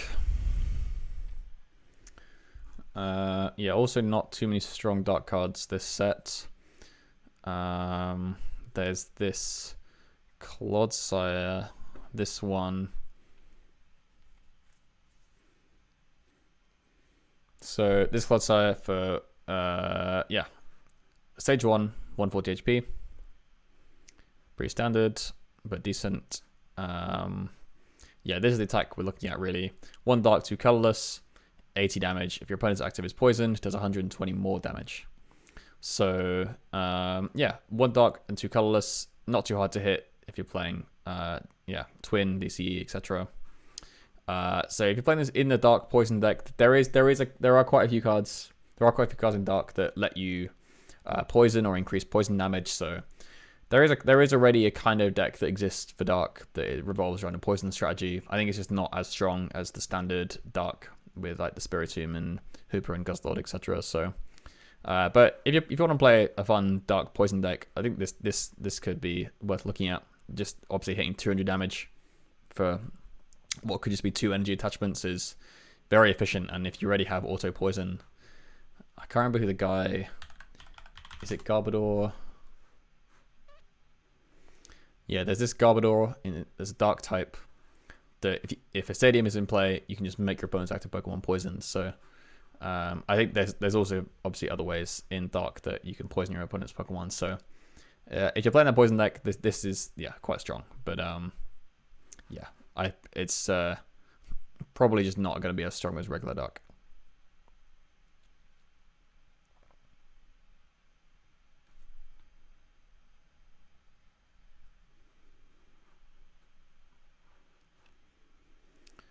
I feel like this Houndoom is like almost good. The fact that this this attack does 50 plus 70 on an evolution is just like, the number's just like not there. Like doing 50 damage to basics, it's just like fine. You might donk some little guys, but not great. And then doing 120 when it's evolution, it's like, yeah, that's just not enough, because then once they're evolved, they're usually going to have more than that anyway if they're attacking you. So then 130 for 3 is fine, but you have to discard an energy, and yeah, I don't know. I feel like if they just bump the numbers on this a little bit, this could be playable, but it's not really good enough.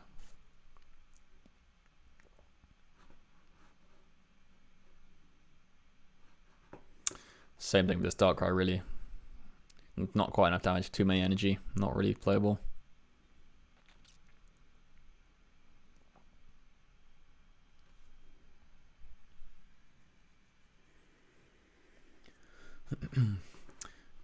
Alright, we've got this Malamar.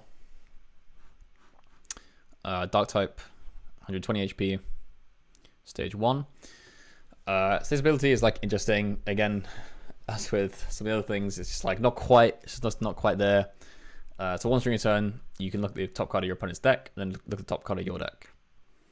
The attack isn't great, 3 for 90 and sleep. It's whatever. But yeah, this ability is like, it's cool.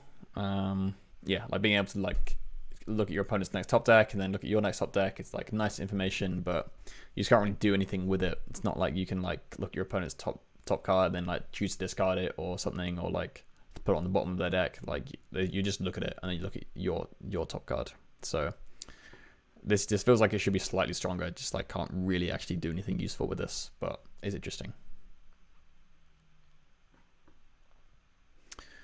All right, Metal. Metal is actually a couple of interesting cards to look at. There's this Scizor, which seems like one of the only ones that we have an English card for some reason here. It's a little bit blurry, but yeah, it says for 1, Metal is 10 plus 50 for each of your opponent's Pokemon in play that has an ability. So this is like the Weavile in Dark, and yeah, this is a very strong attack. The problem is that Scizor evolves from Scyther, who is not Metal type, so this guy's very hard to get into play, and I just don't think it's going to happen without, yeah, obviously you need Dream Ball basically, and that's just too hard to pull off. I've tried, trust me. So, shame, but this card would be really strong if we could play it.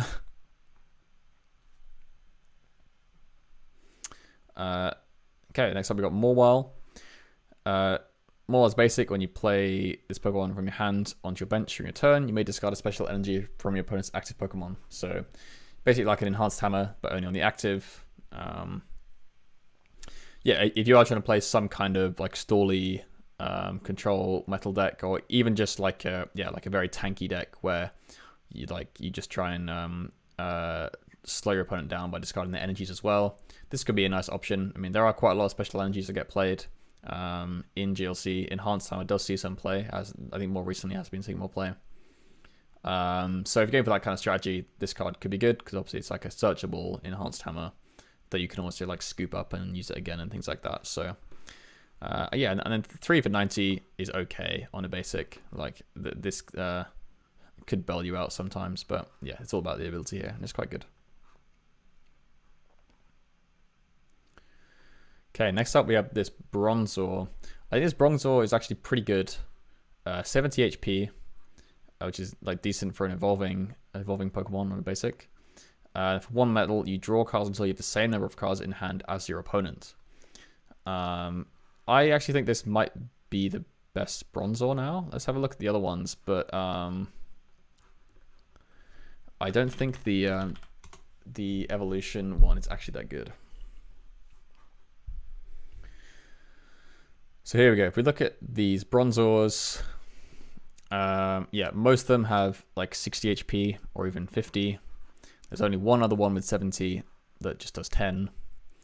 Yeah, none of these guys are that good, really. This is the only one people play usually, which has the evolutionary advantage ability. If you go second, this Pokemon can evolve during your first turn, which is cool, but the amount of times you actually use this is pretty low. And Bronzor isn't usually something like, yeah, you're even going for early on in the game. You want to focus on getting your attacker set up, or you probably want to go for like Kling Clang earlier on, or if you're trying to draw cards, you want to get like Revavroom or something like that.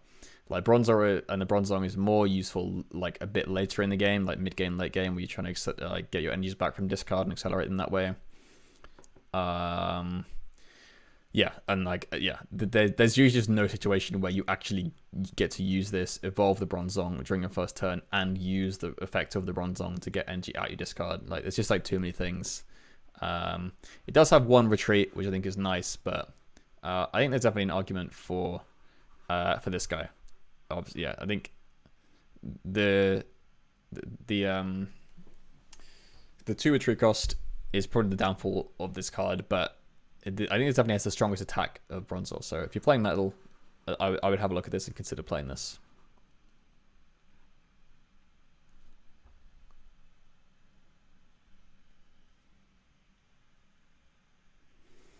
Okay, next up is this Bronzong. Again, yeah, Stage 1, 140, pretty classic.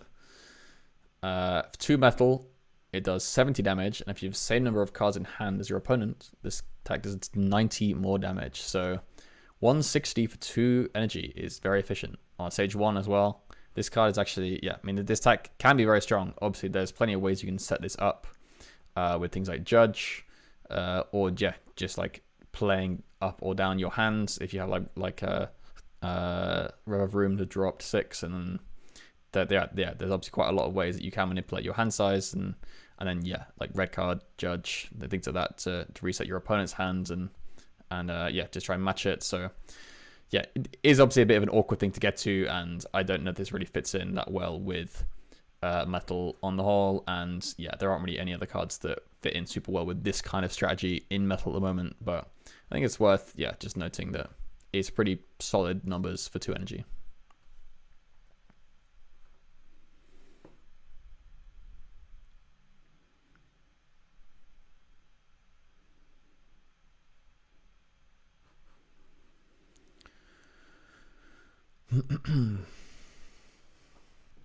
Okay, King Gambit. Stage 2, 180 HP. It's pretty bulky. So for 1 Metal, if your opponent's active Pokemon has 4 or more damage counters on it, it's just knocked out. So this is, yeah, I mean, obviously this is like, it's always a strong effect when you can just automatically knock something out. There are definitely some things in Metal that can spread damage. But yeah, there isn't really a good Metal spread deck right now, and obviously this is a Stage 2, so having to get to, yeah, like Stage 2 just to take advantage of this attack, which you already have to put damage counters on something, is like, yeah, I think it's probably quite a lot, especially for a Metal deck that is also a deck that struggles with like the draw and consistency. So it's nice that it has another attack, which for 1 Metal and 2 colorless has 140. This is just another solid attack, so if this isn't lining up, then it does have a nice backup that can just smack for 140. So this isn't the worst card, I just don't think it's really quite good enough to fit in the Metal deck at the moment.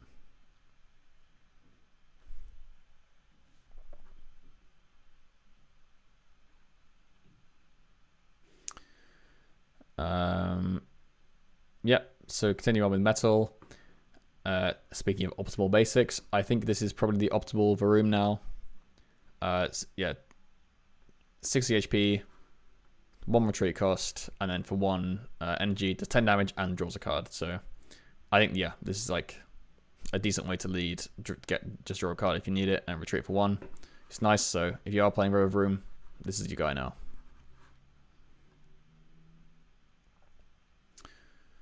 Okay, on to Dragon. Dragon, another one of those types. Yeah, Dragon's just another one of those types that is often let down in the set releases. Typically doesn't get too many new cards, and yeah, this again is no exception. Hardly any Dragon cards to look at, but let's have a quick scroll through these. We've got Dratini, who's fine, 70 HP, 1 retreat. Decent. I think there's probably better ones. Again with Dragonair.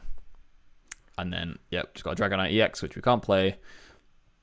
We've got an Altaria that we can't really play unless we Dream Ball, because Swablu is just colorless in GLC. We've got a Dramper that we can play, but he has 120 HP, 2 colorless, outrage of 60, and then 10 more for each damage counter on this Pokemon. It's fine. It's not amazing. There's already a Dramper that's really good. Just play that one. And that's Dragon. That's it. I'm hoping we get some new Dragon cards soon.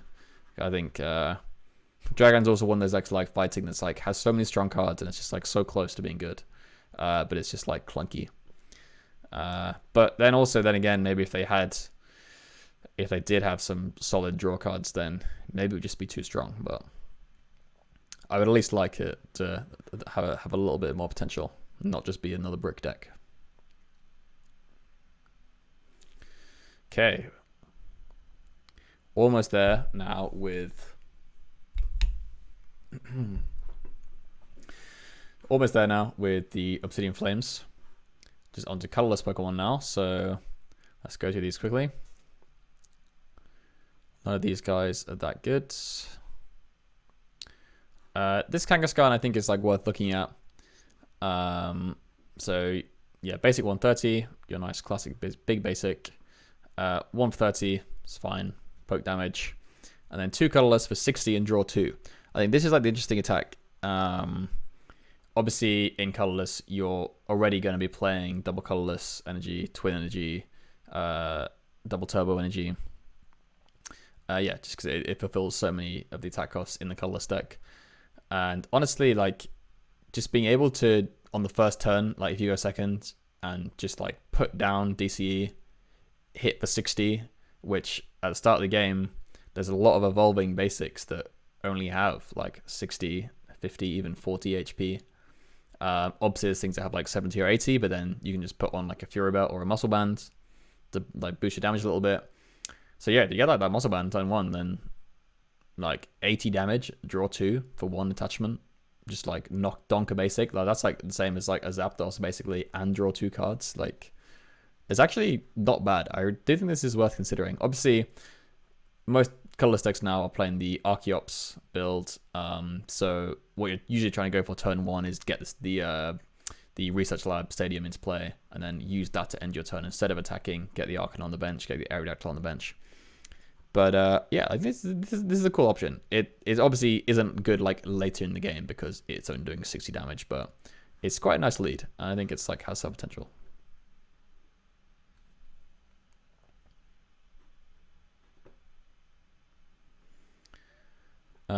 This Linoon is interesting. 110 on stage 1 is a bit low, and free retreat is nice though. It's a nice pivot. And for 3 energy, 3 colorless. So again, very easy to power up with your twins, double colors, etc.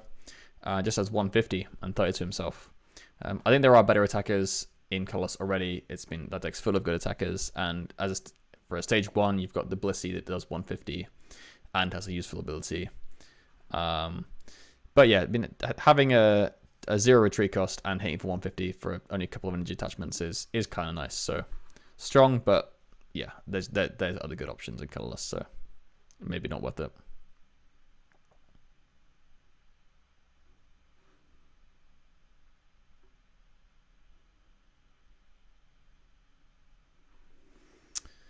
Stoutland, 160 HP on stage 2. 1 colorless is 50 damage for each colorless in your opponent's retreat cost. This is fine. Like obviously there's ways to buff this with like Galamine and stuff. So yeah, I mean a lot of things do have like 2 retreat costs. You just put down Galamine, then suddenly you're doing 200 for 1 energy, which is like, that's quite strong. But again, it's situational. They put down like Floatstone, it's doing 0. Yeah, and it's on stage 2. And again, colorless are so many good attackers already. Just play like a Snorlax and power it up, and you're pretty much good to go. But yeah, cool attack still. Like a 50 damage scaling modifier is obviously always very strong.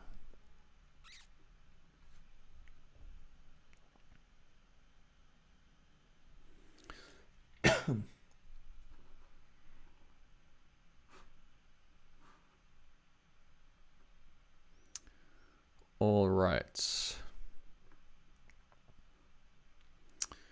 Again, none of these guys are that good, really. Really nice little chunk artwork. Love this guy. That's 3 little chunks in this set. It's a lot of little chunks. Okay.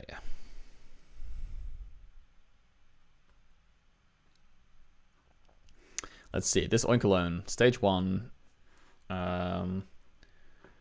For 2 colorless, you flip 3 coins, put a number of cards up to the number of heads from discard pile into your hand. So yeah, like I was saying earlier, it's always good to look at these kind of recovery attacks, because it is very strong in Pokemon to be able to recover cards, especially in GLC when you, every card is unique in your deck. Yeah, but like I was saying, they have to make these quite limited because they are so strong. So making this on a coin flip makes this very unreliable, but still, for what is probably just 1 energy attachment with all those energies I keep talking about, getting up to 3 of any card back from discard pile straight into your hand is very strong.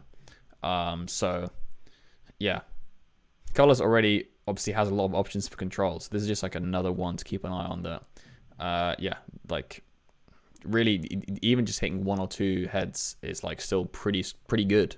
Yeah, and if you're like averaging 2 and hitting 3 sometimes, like there's a lot that yeah, there's a lot of things you can do with that. So worth keeping an eye on when there's already so many good colorless control cards. And then we're back to the trainers. So that's all for Obsidian Flames. Yeah, big old set. And yeah, I think this is definitely a better set for GLC than it is for Standard.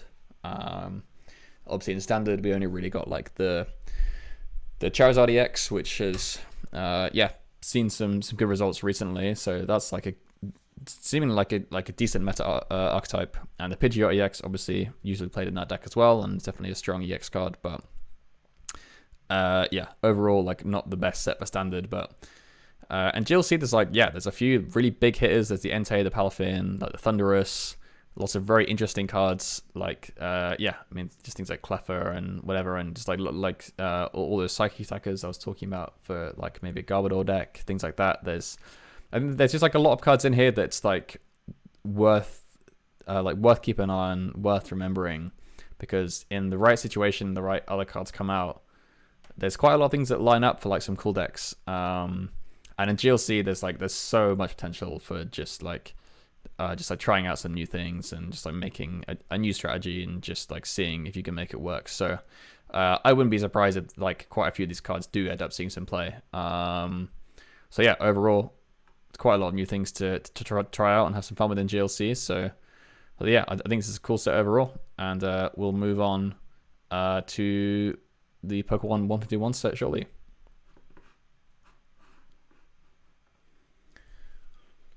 All right, for those in chat, I'm just going to take a quick break. I hope you're enjoying the stream so far.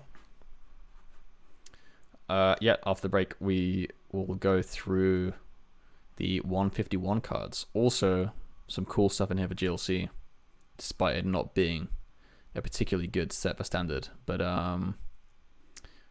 yeah, like I say, I'll take a short break. Unfortunately, I don't have the music. I don't have access to that yet, but I will not be too long, so bear with, and I will see you shortly for the 151 review.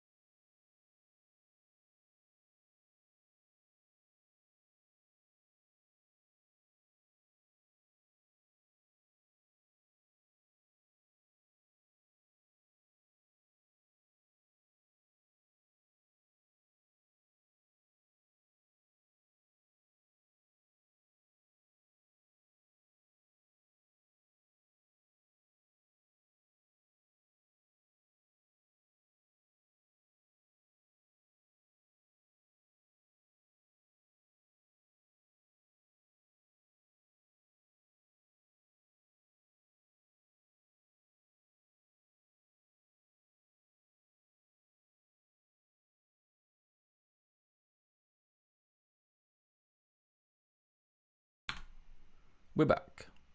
Mike was muted. Whoosh. Got some snacks. Refueled. Ready to power through. Oh, got this double audio on. The most professional stream you've ever seen in your life. Definitely not my first time doing this. Yeah. Time to power on through 151 set. I got some snacks with me. Who up snacking in chat? Could drop your snack of choice in chat. I got some licorice all sorts. Not my go-to, but occasionally love to just branch out. Big licorice, good stuff. Need that energy for the rest of this set review. So let's just get into it. Let's get into 151. See how it goes.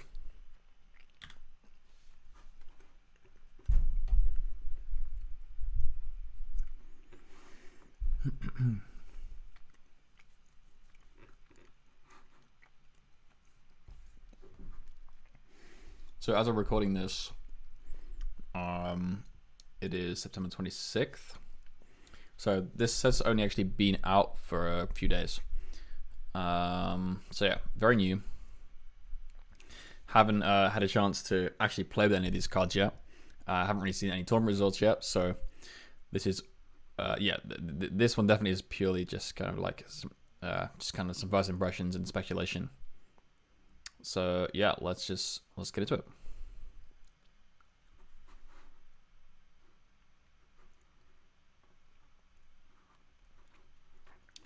Make sure I got the chat open. I'll make sure I start recording. That would be good.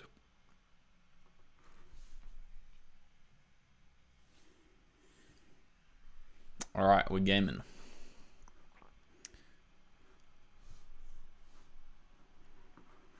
Cool. Yeah, feel free to jump in if you're in chat and let me know what you think of these cards. Let's go. So on to Pokemon 151. Yeah, again, this wasn't the most exciting set for standard, but I do think there's quite a lot of stuff in here which is cool for GLC from what I've seen so far. So let's take a look through. We've actually got all the English scans here on PokeBeach, so we can actually just look at the full images here. Yeah, and we can scroll through. So yeah, again, as with the Obsidian Flames review, I'm not going to go through every single card. I'm just going to skip through to the ones I think have some potential and just try and highlight the ones I think are actually good. Yeah, but obviously we'll look over anything that just has some kind of interesting effect or just something cool to look at. So yeah, not these guys because they suck. This Charmander is okay. If you want a Charmander, if you're playing Charizard in a fight deck, this Charmander is potentially decent. Let's just look at the other ones to remind ourselves.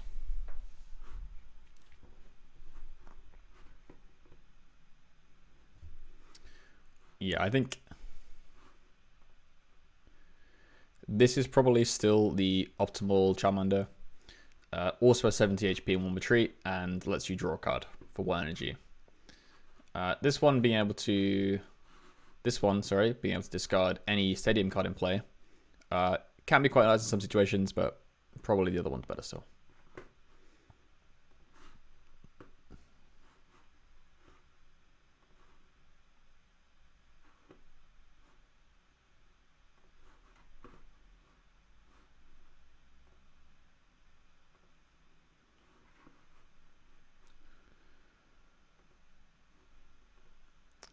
Again, these guys aren't as good as the existing ones.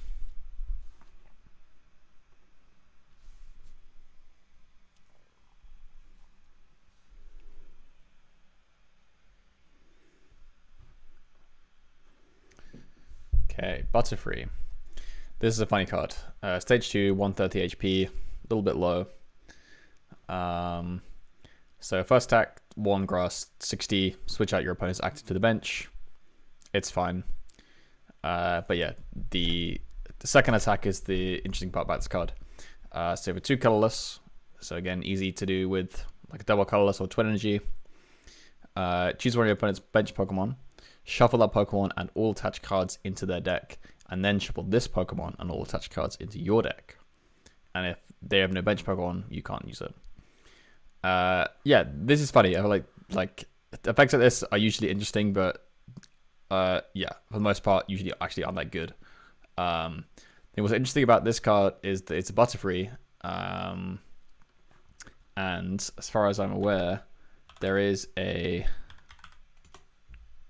Caterpie, yes, and also a Metapod.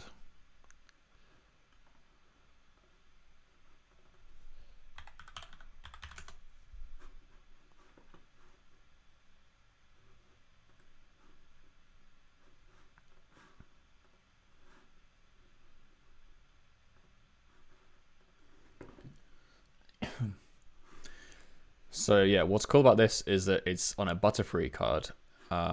So it's always worth looking at these because we have this Caterpie and this Metapod from Rebel Clash that both have the adaptive evolution ability that say this Pokemon can evolve during your first turn or the turn that you play it.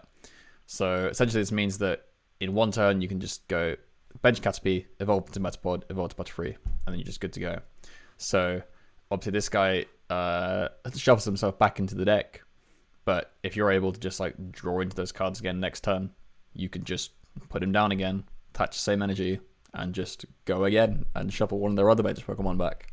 So if you can lock something active and just keep looping this Butterfree, like you can just clear out your whole Pokemon, your whole opponent's bench and shuffle it back into the deck, which is quite funny.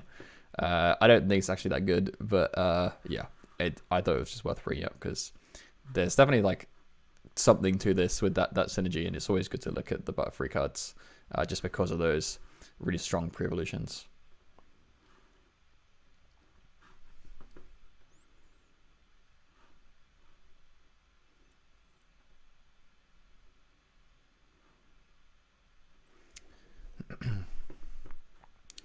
This Beedrill is interesting. Stage 2 with 130 hit points. So for 2 colorless, does 30. But then if you have no cards in your hand, it does 120 more damage, and your opponent's active Pokemon is now paralyzed and poisoned. So yeah, 2 for 30 on stage 2 is obviously really bad. But if you can get to 0 cards, like this attack suddenly is great. Like 150 and auto paralysis. Like I mean, 150 is going to knock out a lot of things already in GLC. But anything that's bigger, you just get the auto paralysis and poison damage. Yeah, that's like obviously very, very strong. The problem is obviously that you have to go to 0 cards in hand.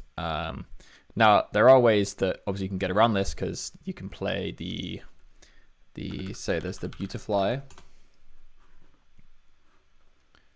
Yeah, we have access to this Beautifly for grass type with the Stoked Straw ability. Once you turn, you may draw cards until you have 6 cards in hand. So obviously on the next turn you can just recover back up to 6. But if your opponent just targets this, then you really could just get stuck with no cards in hand. So yeah, not necessarily the most reliable, but still, again, I think any attack that you have some kind of opportunity for auto paralysis is worth having a look at. And this, if you can pull it off, is very strong. So worth looking at.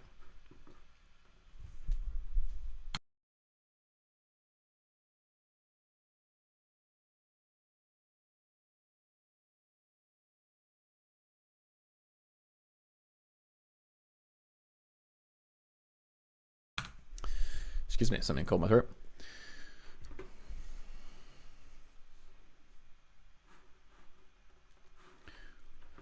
All right. Now onto this Pidgey. Yeah, the Pidgeotto is a pretty good card in colorless. There's probably other draw cards which see more play now. Obviously, there's like the Chinchino and the Bibarel and the Squirvet. That's usually the combo. for drawing cards in colorless. But the Pidgeotto is still strong, and if you are playing Pidgeotto, I think this Pidgey is pretty good. Having the Call for Family attack just for 1 colorless, searching for 2 basics and putting them on the bench. Yeah, this is probably the optimal Pidgey if you are going to play the Pidgeotto. So yeah, this is definitely worth looking into if you have the Pidgeotto in your deck. This Pidgeotto sucks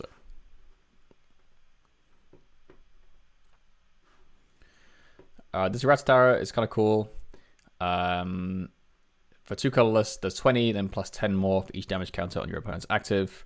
So in some kind of spread deck where you can put a bunch of damage onto something, yeah, and then obviously you can effectively just double that damage plus 20. Yeah, this can hit a lot of big numbers if you just have a bit of spread damage around. There are actually quite a lot of pretty decent spread cards for colorless.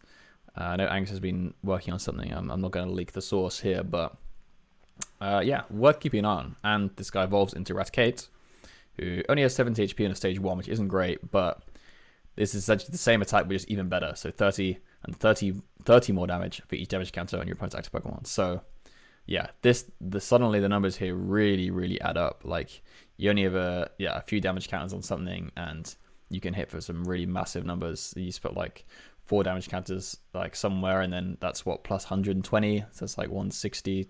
So it's like 30 plus 30. So that's 120 plus 30 is 150.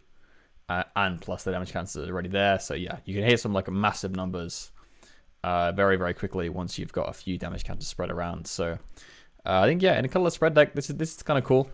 Maybe worth looking at, but these guys have such low HP that it's like, yeah, difficult. Having free retreat is also nice though. Always a good thing to see.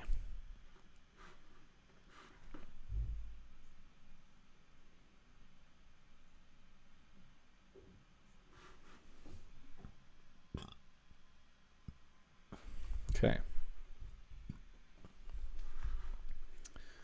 Moving on. This Spearow combo is kind of cool. This has evolutionary advantage. If you go second, this Pokemon can evolve during your first turn. So yeah, like the Caterpie Metapod we were looking at, but only during your first turn if you go second. So yeah, quite limited, but can be a cool combo with this Spearow that for 1 energy lets you search your deck for up to 3 cards and put them into your hand, then shuffle your deck. So obviously, if you're going second on your first turn, if you can get both the Spearow and the Spearow, yeah, and just get the Spearow straight into play, search for any 3 cards straight into your hand, that's a great turn 1. But I think it's probably too much to hit, yeah, all at once on the first turn. Yeah, it has some nice other things like 90 HP lets you search for Level Ball. Free Retreat is nice as a pivot once you've searched the cards, but yeah, there's with N, Iono, Marnie in format, yeah, those are all very popular cards that you see in pretty much every deck. There's quite a lot of ways to get around this, even if you do hit the whole combo. So not sure it's going to be that good, and Colorless already has a lot of good options. So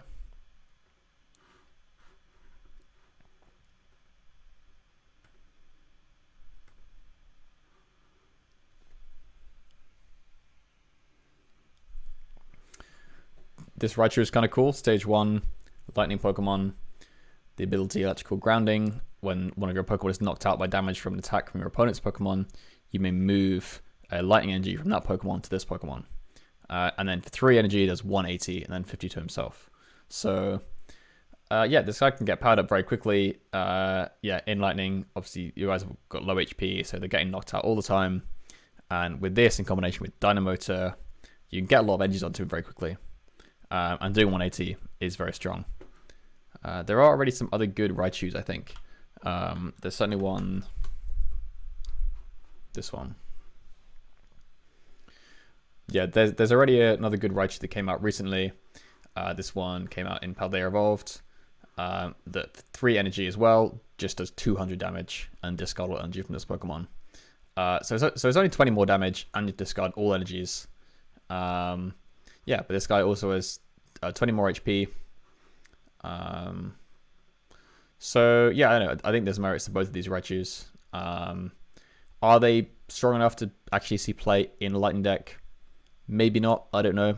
There's again, with like the Thunderous in Obsidian Flames, that's another basic attacker that's been added to the mix. So you always just prefer those over a stage 1. It's just much easier to get going. So yeah, not sure if this is really going to get played, but I think it's definitely worth looking at. Just the fact that yeah, it's very easy to get all these energies on him and just smack for 180, and then hold those energies, and if they can't respond, then you're just ready to smack again. So yeah, this is quite a strong card.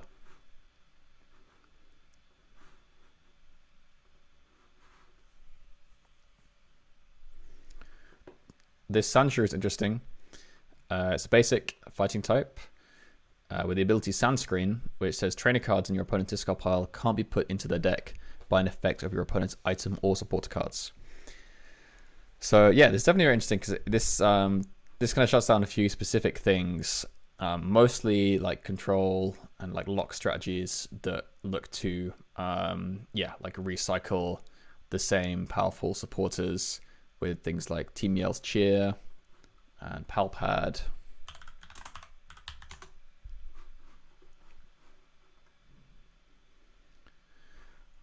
So yeah, Team Yell's Cheer is a popular card that's used in control decks to, yeah, lets you shuffle up to 3 in any combination of Pokemon and supporter cards, except for Team Yell's Cheer, from discard pile into your deck. So yeah, it's obviously a great way to just recycle those cards like Surge, Belelba and Bryson Man, Hexmaniac, Lusamine that can get you back the Yell's Cheer from the discard pile into your hand. So yeah, this is like a nice way you can loop these powerful supporter cards in control decks. And this Sandshrew just stops you doing that. So you can't play Palpad, can't play Team Yell's Cheer. So I think if you are going to play Sandshrew, this one's pretty cool, but I don't know if this is really actually going to be super relevant. But it's a very interesting effect. We haven't really seen many things like this. The other good news of Sandshrew is that I think this Sandslash is actually quite good. 120 HP to stage 1 isn't amazing. This attack for 1 energy, 30, and your opponent can't retreat next turn. This can be useful in a pinch. You'd be surprised how many times like you can just stick something on a turn if you just need to buy a turn. So yeah, this can certainly be helpful sometimes. But this second attack is where it's really at for this card. 1 fighting and 2 colorless. So if you do want to lean into playing like DCE Twin, etc. in your fighting deck, then yeah, this does give you a much easier option to hit that attack cost. This does 80 damage, and if your opponent's active already has any damage counters on it, this does 110. It says 100 more damage, so 180 total. Yeah, and obviously 180 for what could be 2 energies is yeah, very, very strong. And especially I think fighting has more and more spread cards that are coming out. We've got let's see, we've got Palisand's.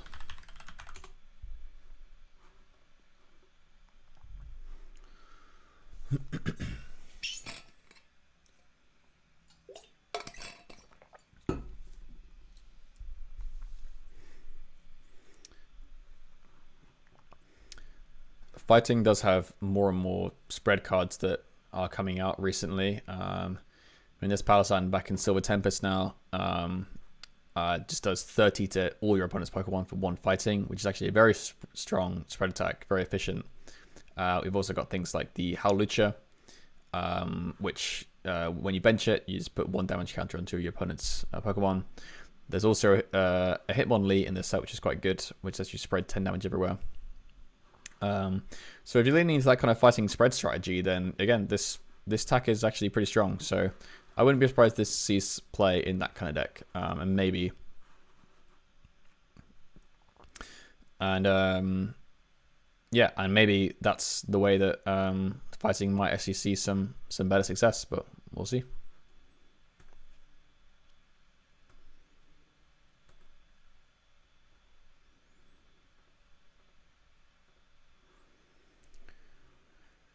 Nidoking is a stage 2 dark Pokemon with 170 HP. Its ability, Enthusiastic King, says if you have Nidoqueen in play, ignore all energy in the course of attacks used by this Pokemon. So this is obviously cool, being able to attack for free when this would normally cost 4 energy, which is a lot. But it does 190 and your opponent's active is poisoned. So very strong attack, and if you can do this for free, that's great. And obviously, yeah, there is another queen in this set as well, which is okay. It blocks damage from basic Pokemon, which can be relevant, but isn't amazing on stage 2. But yeah, I think this is just too awkward to set up. Dark is not a deck that has a lot of consistency and draw power. So setting up 2 stage 2s for this combo is, I think, gonna be too much. And yeah, it's cool, but yeah, especially when you can only play one of each of the Pokemon. Like, there's just so many things that could be prized that makes it even more difficult. So this probably just isn't worth it. But I think that, yeah, this effect is very cool. And yeah, if someone can make this work, then yeah, go for it. I feel like I would love to see that, but I'm not convinced.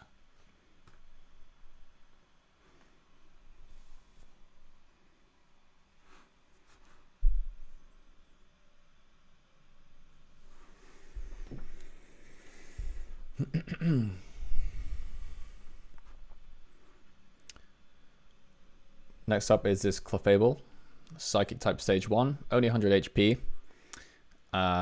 First attack, you just let you switch in one of your opponent's bench Pokemon to the active.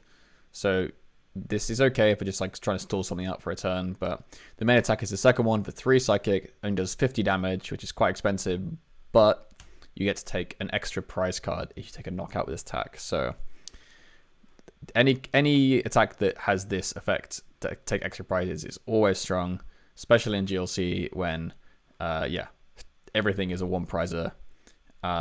So just being able to accelerate the prize race is very, very good because there's like hardly any ways to do that. Obviously there's the Guzzlord in Dark.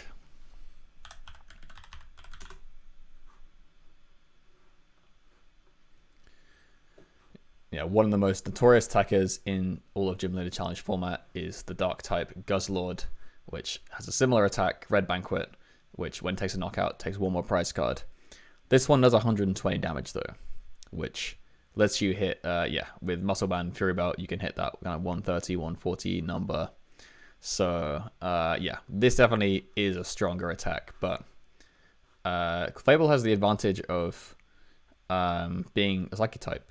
And Psychic has a lot of really good spread cards. There is a pretty good Psychic spread deck. And there's the Dusknoir, which lets you move damage counters around. Let's get him up.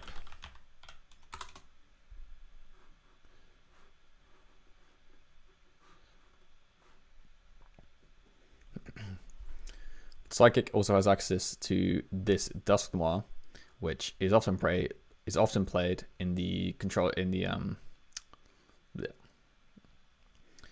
Psychic also has this Dusknoir. This is often also played in the Psychic spread decks.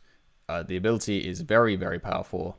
It says, as often as you like during your turn, you may move 1 damage counter from one of your opponent's Pokemon to another of your opponent's Pokemon. So when you get this guy into play, you just have completely free roam of just like moving all your damage counters around on your opponent's side of the board.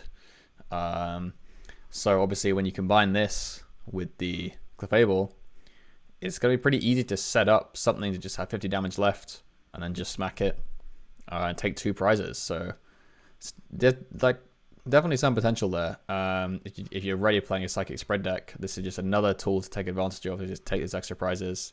3 Psychic is obviously a steep cost. Yeah, we are getting some more Psychic Energy Acceleration cards with like that Zartu coming out soon, but you also can just use Reversal Energy. Because often in spread decks, yeah, you're not really taking any early prizes. You're just setting up a lot of damage counters around the board, and then you kind of take a load of prizes quickly at the end of the game. So yeah, like I think there's definitely like plenty of opportunity to, yeah, there's certainly a lot of opportunity to take advantage of Reversal Energy and even Counter Energy to make this attack easier. Yeah, and taking an extra prize always really, really strong. So this is a card to keep an eye on if you like Psychic spread.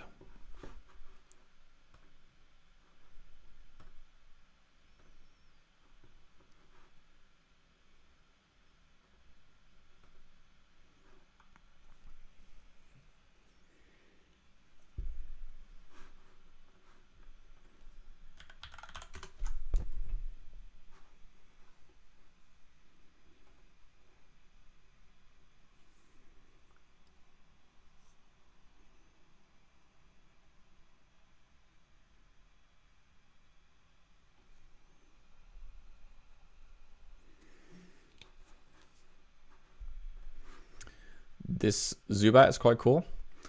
Dark type, basic, 40 HP. Has the ability Revealing Echo, which says once during your turn, if it's your active Pokemon, you can have your opponent reveal their hand. So yeah, I mean, there's effects like this when you just look at your opponent's hand are always actually just pretty nice, just to be able to see exactly what they have access to, just have more information to decide what you're going to do on your turn, especially if you're playing some kind of control-y lock deck. Yeah, having that information is really, really valuable because you can like know exactly like how to play around your opponent's hands, like when to play a certain card to try and like get things out of their hand or like onto the bench, things like that.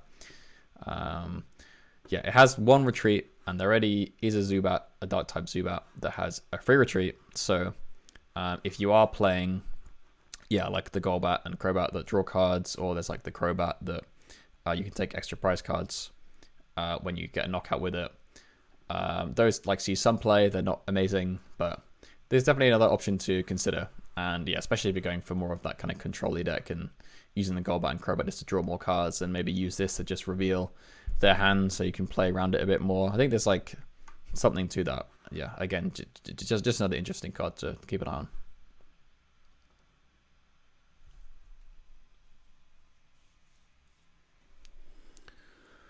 Whoa, it's getting late here, but gotta power through.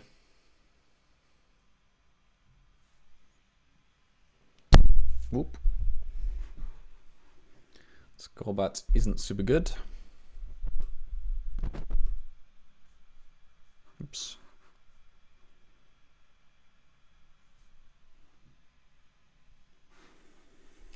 All right. Up next, we've got this Gloom and the Vileplume to go along with it.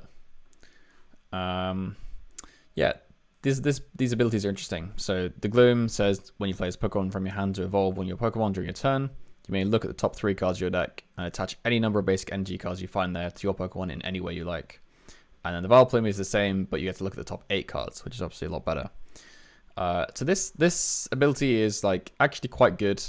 You have a pretty high chance of hitting some energies off this, obviously, if you like build your deck around this strategy. The thing is that I just don't think this really fits in with Grass that well as an archetype. You have so many other options already. You've got the Cherim, you've got the Rillaboom, obviously the Venusaur doubles up energy, which could work with this, but I just think the Rillaboom and Cherim are much more consistent, and yeah, there's already a very good Vileplume that shuts off item cards, so yeah, I'm not sure this really fits in, and given that GLC doesn't have a rotation, I don't know if this will ever really see play, just because the other options are just very good for accelerating energy. But cool effect nonetheless, and maybe if you are playing a Vileplume deck that's just more of a you are just playing Vileplume not in a control deck, just as another way to slow your opponent down in the still grass attacking deck, then maybe this Gloom is pretty good on the off chance that you do hit an energy, just get another one and play free. So yeah, still a cool effect.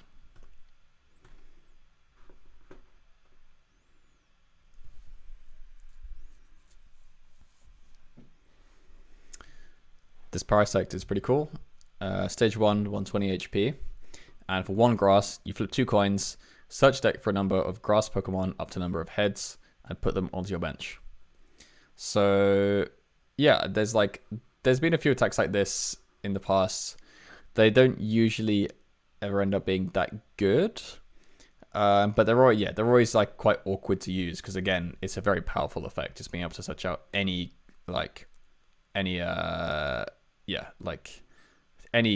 grass Pokemon. So it can just be a stage 1 or a stage 2 or whatever. Just put it straight on your bench, straight out of the deck. Obviously very powerful. So in this case, it's like flipping coins. So if you are playing like a coin flippy grass deck, we've talked about it in the Obsidian Flames review. There's the Maractus. There's the, let's have a quick look at these cards.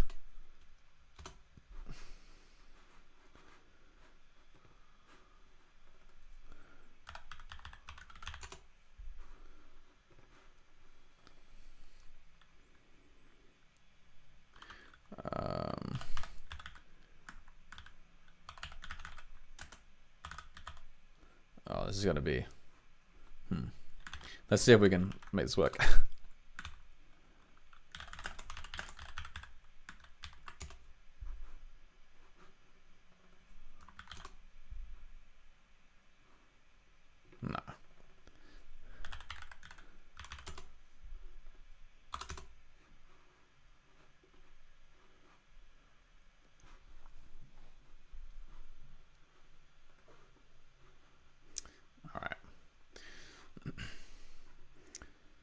So if you all want to play a fun coin flippy grass deck, there are quite a few options now. There's the Maractus from Sword and Shield, and also this Blossom we looked at recently in Obsidian Flames.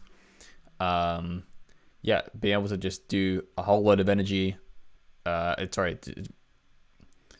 being able to do a whole bunch of damage, depending on the number of energy cards you have, but conditional on coin flips. Is pretty strong. If you just get enough energy, flip enough heads, you're going to be doing loads of damage. And there are ways that you can help these coin flips out with cards like Glimwood Tangle and also Trick Coin, which is let you, there's effects that let you reflip coins once. You don't do one of these effects once during a turn. You can't combine them together. But still, there's like a few ways you can do it now. And if you're already playing all this stuff, then you could just go with the Parasect, turn 2, just flip 2 coins, try and, you've got a few opportunities to reflip it and just try and get 2 heads and then just get 2 stage 2s out onto your bench, and maybe you can just get out like a Blossom and a Rillaboom on your second turn and then you're good to go. So I think this is funny. I don't think it's that good, but it's certainly a funny deck if you want to flip a lot of coins, and will make some hype moments. So maybe we try and build that just as like a funny content deck.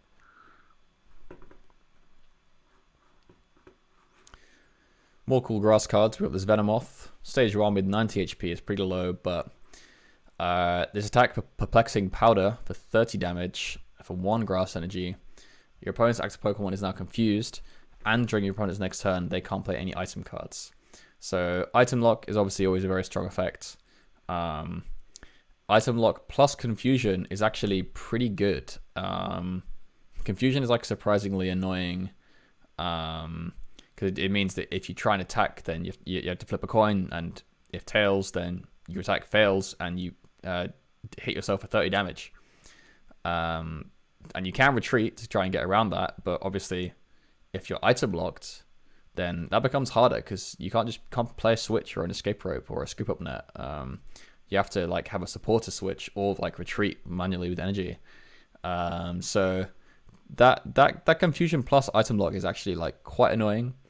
The fact that this only has 90 HP and stage 1 and it does 30 damage is like quite limiting, and Grass already has Vileplume to lock all item cards as soon as it's in play, so I don't know if this really fits with the kind of other Grass control-y cards at the moment, but it's definitely very strong, and I wouldn't be surprised if this does see some play eventually.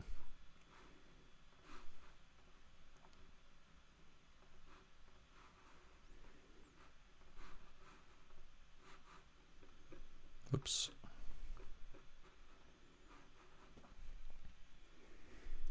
I want to shout out these Diglett and Dugtrio cards just for how like boring they are, I guess. These feel like such classic fighting cards, just 1 for 10, 2 for 30, evolve, 1 for 40, 2 for 80. Simple as. Nothing else going on. Just a guy just hits a bit of damage for energy. So it's still just like not even that much damage. I don't really know what they were thinking with these cards, but yeah, these aren't good.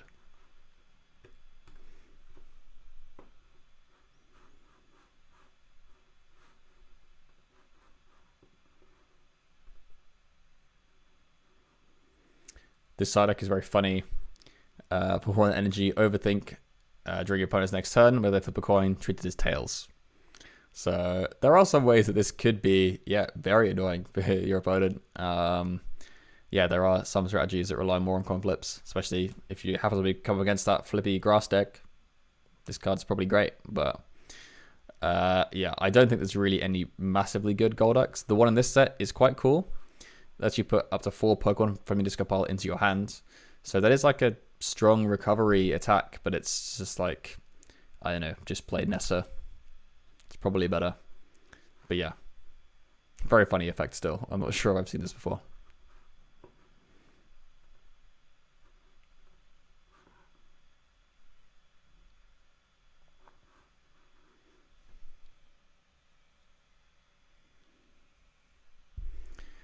This Primeape can do 150 for a Feisty and 2 colorless but only if it's confused. So this could be strong. There's a couple of ways that you can confuse yourself, things like Yellowhorn and stuff like that, but it's going to be too combo-y. But maybe if you're playing Annihilape and you just want a solid Primeape, this card is okay, but I think the single strike Primeape is probably better.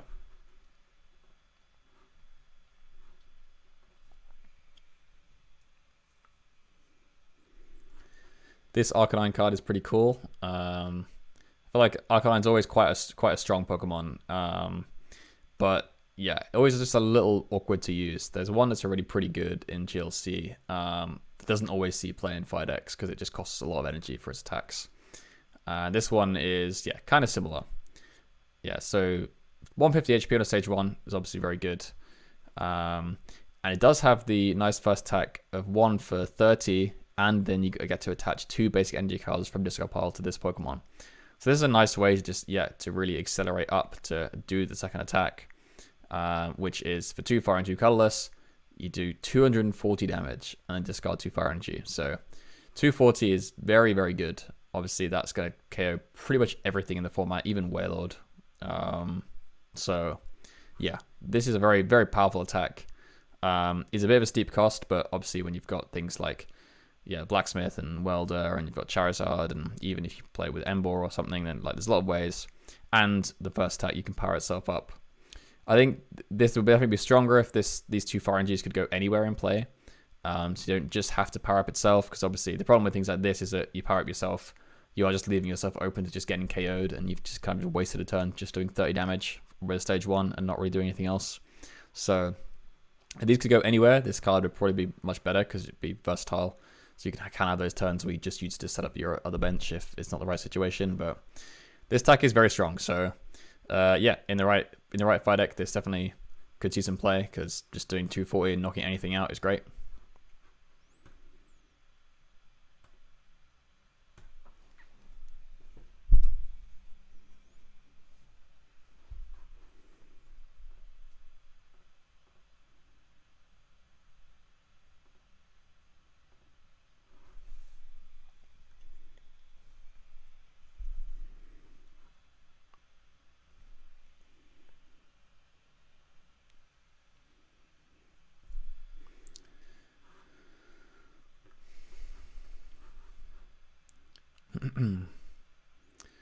This Machamp is okay. 180 HP points on stage 2 is pretty good. And the Guts ability is interesting.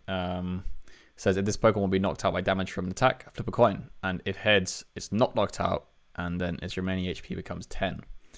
So yeah, if you can just flip enough heads, then this guy can basically never be knocked out unless they eventually Hex Maniac it or something.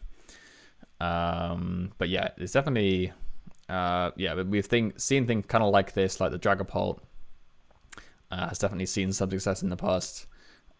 Which just lets you flip a coin anytime you take damage and just prevent the damage, basically. So kind of a similar thing. The attack for 2 fighting does 100 and discard top 2 cards from your opponent's deck. So the attack isn't super strong. There's obviously the other Machamp that's very, very strong in GLC already.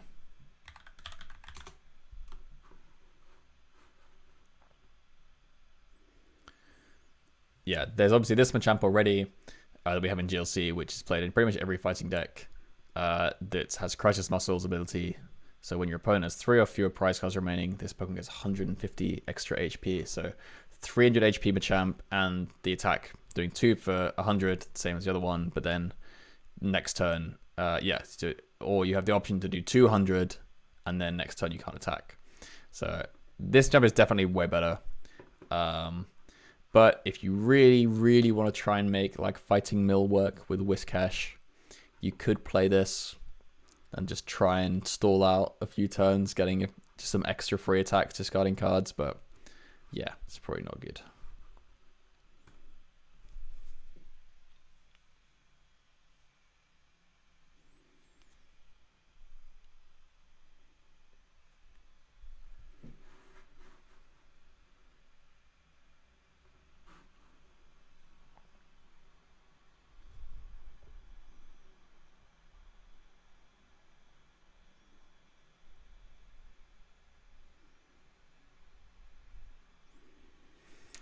right.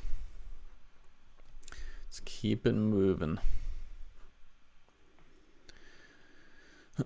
Victory Bell. 150 HP on a stage 2. 150, fine. Then for 1 grass, 1 colorless, do 120. And at the end of your opponent's next turn, put 12 damage counters on defending Pokemon. So, yeah, if they can't retreat, if you can stick them somehow, then, yeah, this is a lot of damage. That's like effectively 240 for 2 energy. So that is strong. Obviously, there's loads of ways to play around this, but if you can, yeah, play like the Vileplume to like make it harder for them to switch, they can't play any item switch cards. Maybe you play like Galar Mine, so they can't retreat without having a lot of energy.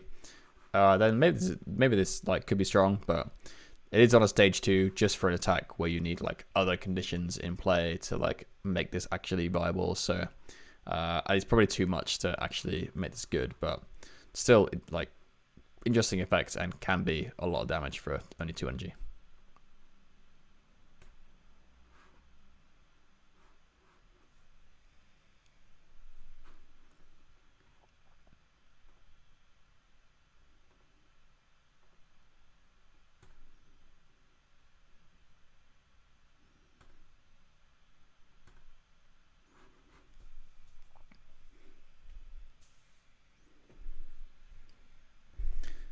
This Slowbro is cool new card for Psychic.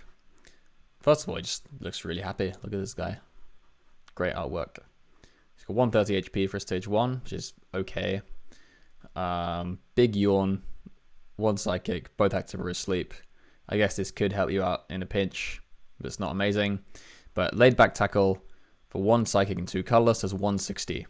But if this Pokemon evolved during this turn, then does nothing. So again, I think this is one of those cards, another one of those stage 1s, has an attack cost of Psychic colorless that you can play in like a Garbodor deck.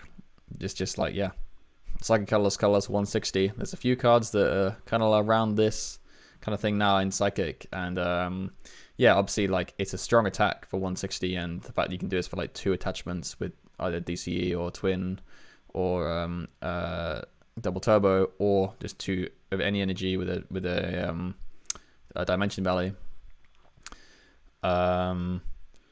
Yeah, obviously it's strong, but they all have this some kind of awkward downside. And again, I think this is one of these ones that's like, it is a bit annoying, but I think it's just definitely you're able to play around it. Like if you can just get the Slowbro evolved in the first couple of turns, then for the rest of the game, then yeah, he's just ready to go, smack for 160. So again, like I say, there's just like quite a few of these attackers now that are just quite efficient stage 1 attackers for the Garbodor deck. So there could be something to that. And yeah, like I say, it's something that I want to try out. So yeah, hopefully that'll work, and we'll make a video on it. Let's see.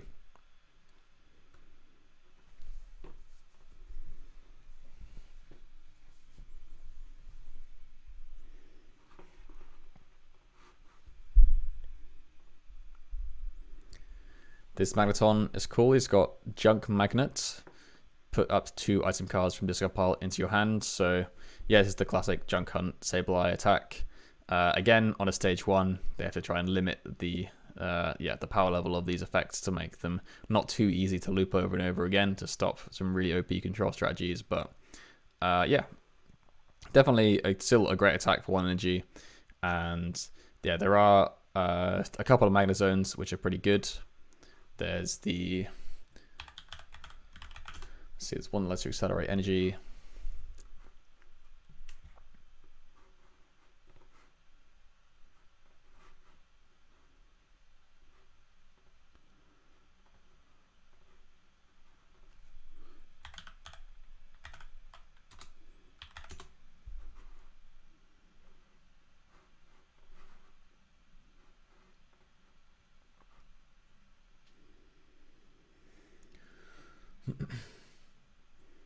There's a couple of Magnet Zones that are pretty good in GLC. There's this one, lets you play 2 supporter cards. It hasn't seen a lot of success, but it's a very strong effect. So in combination with the item recovery, it could be quite good. And there's this one that lets you attach as many lightning energies as you like during your turn.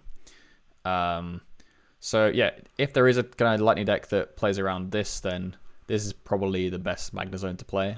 The best Magneton to play. But it has some tough competition because there's also this Magneton, which is, yeah, also very strong. That its ability, once during your turn, you may search a deck for up to 3 supporter cards, reveal them, and put them in your hands. And then if you search a deck this way, this Pokemon is knocked out.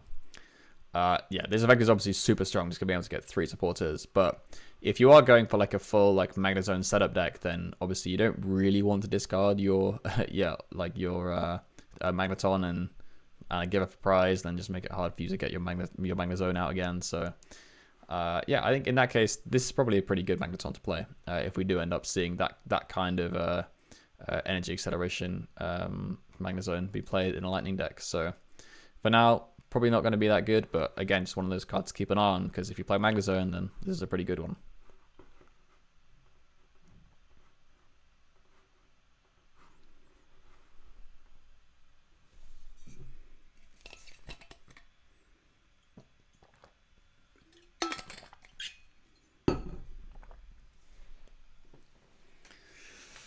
Okay.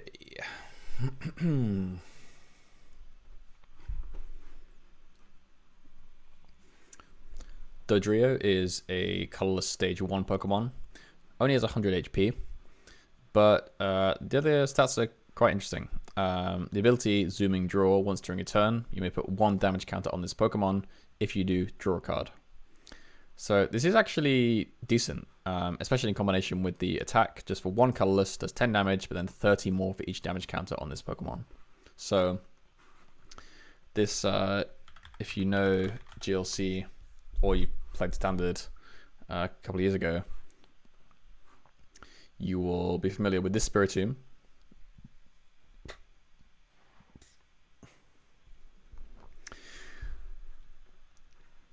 So this card obviously has some similarities to this Dark type Spiritomb, which is played a lot in GLC. It's a very strong attacker that has very similar combo where, yeah, the ability Building Spite, once during your turn, you can put 1 damage counter on this Pokemon, and the attack for 1 energy does 10 plus 30 for each damage counter. So you can just start building up those damage counters as soon as you get into play, and then Anguish Cry can hit for quite a lot of damage, and it adds up quite quickly.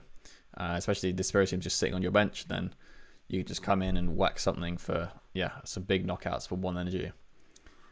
This is a similar story. Obviously, it's on a stage 1, so it's a bit slower to get out into play, but you have the advantage of also drawing a card whenever you use this ability. So this honestly is like actually just pretty strong. Like you just leave this and sit it, yeah, just leave it on your bench. You just get to draw an extra card every turn, and then build up those damage counters, and then you can just come in and smack for some like huge numbers with the Ballistic Beak attack. Yes, obviously you can get up to 9 damage counters on this without obviously attaching any extra tools to it. Yeah, with a 9 times 30, like what, 270, then plus 10, so you wait like 280 for 1 energy. Like that's just like way more damage than you need to KO anything in GLC. So like, yeah, this tag is like actually quite strong, and like we've seen obviously with Spiritomb, it's had a lot of success. So colorless obviously already has so many other options for draw with the Cinccino, the Bibarel, the Pidgeotto, etc. And yeah, obviously like I don't know if this fits in super well with the like the main colorless strategy right now of like using the Archeops to accelerate lots of energy and just relying on those big attackers like Snorlax and Lugia who just use a lot of energy, but you have the Archeops acceleration. So yeah, I think this card is actually quite strong in GLC. It just doesn't really quite fit into the colorless deck right now. But I wouldn't be surprised if this does see some play in. Maybe there's a bit more of a lightweight colorless deck that starts being played that doesn't rely on the Archeops engine. But yeah, we'll see. I think this has potential.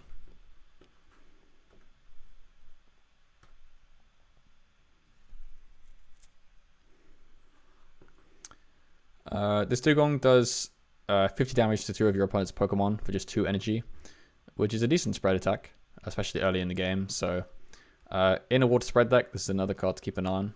This, yeah, can be pretty strong.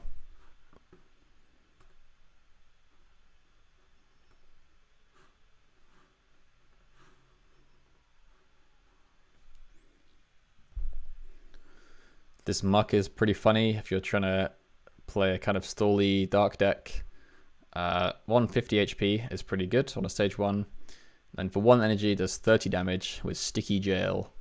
During your opponent's next turn, attack used by defending Pokemon costs colorless more, and its treat cost is colorless more. So, yeah, you really can just kind of stick something in the active, and like obviously you can play like things like Galamine, to increase our treat cost even more. And then yeah, they also because it increases the attack cost by 1.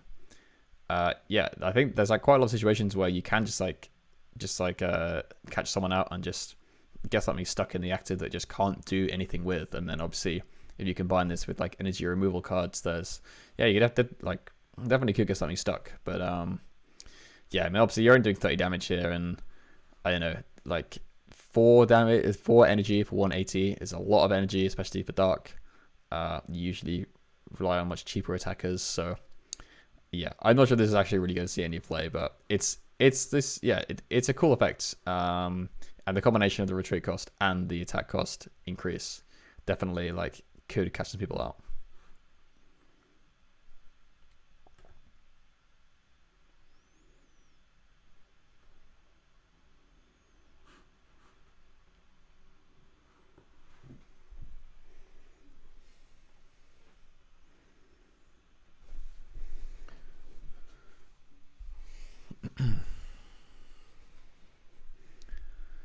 This Haunter is great if you want to make your opponent win by giving them supporter cards from the discard pile. And this Gengar is quite strong. For 1 energy, Poltergeist, your opponent reveals their hand, and this does 50 damage for each trainer card you find there. Or for 1 second, 1 colorless, does 110, and then put 3 damage counters on your opponent's bench Pokemon in any way you like. So two decent attacks. The first one, yeah, this obviously can do a lot. Obviously, like trainer cards are like half of like every deck in Pokemon. Yeah, obviously, if your opponent knows you're playing this is definitely easy to play around. But even still, like in GLC, you only need to hit like 3 trainer cards to knock out most things in the format for 150. So I think this has some potential, but the second attack is like also decent, but just like falls a little bit short. 110 is just like not quite enough damage, and spreading 3 damage counters is like can be helpful, but yeah, overall, I think I always find in GLC, if you're playing a stage 2 just as an attacker, it has to be pretty good. Otherwise, it's just not worth it. Like most successful stage 2s in GLC are things that either it's like usually you're playing it for an ability that you can just leave on your bench. So it's like like Rillaboom, Blastoise, like things like that just have an effect that will like accelerate your energy into play. Like Archeops, another example. It's just like things that you aren't just relying on it for just like just as an attacker, because it's quite a lot of effort to get a stage 2 into play, and then they just go up and then do an attack and then just get knocked out immediately, or they just get like bossed up and KO'd before you even get them powered up. It's like you don't get any use out of them. At least when you have this, just like an ability, you can just use it on your turn, and it's not like in the firing line the whole time. So I feel like these attacks just like aren't like strong enough to make it worth playing this. So yeah, I doubt this will see play, but this if you're not expecting it, then this can be a very efficient attack. So could be strong. And if you like Gengar, then this is probably one of the better Gengars. This Onix is really funny. I don't think it's very good in GLC, but the 2 colorless Thumpaludge, you discard discard the top 5 cards of your deck. This attack does 80 damage for each Pokemon with a trait cost of exactly 4 you discard in this way. So obviously, like in fighting, there definitely are quite a lot of things that have a retreat cost of 4. A lot of heavy guys, so you can just try and build around this and try and get some kind of like later game loop, just like putting a bunch of guys back in the deck and using Thumpalance for like a DCE and hitting loads of damage. But yeah, obviously you only really need to hit like 2 to actually, then you're doing 160. Again, in GLC, that knocks out most things in the format. When you get 3, you're hitting 240, and that's like, do you really need to do more damage than that? Not really. So it was just a very awkward attack to set up. It's not going to be very reliable, but just the fact that it can do so much damage is very, very funny on a basic. So I think this is a cool card.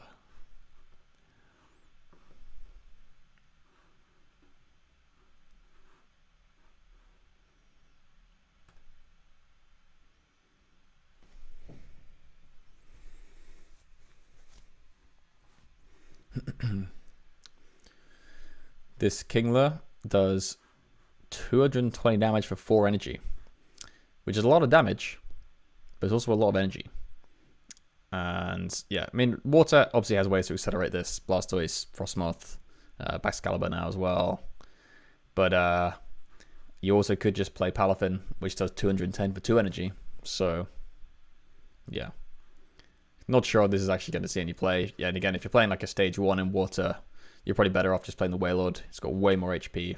Can also do over 200 damage if you have a special energy. So yeah, still worth noting is a very big just raw damage number. Like no like other conditions, just get energy on him and just smash for 220, which is very possible in the water deck. So this could be cool.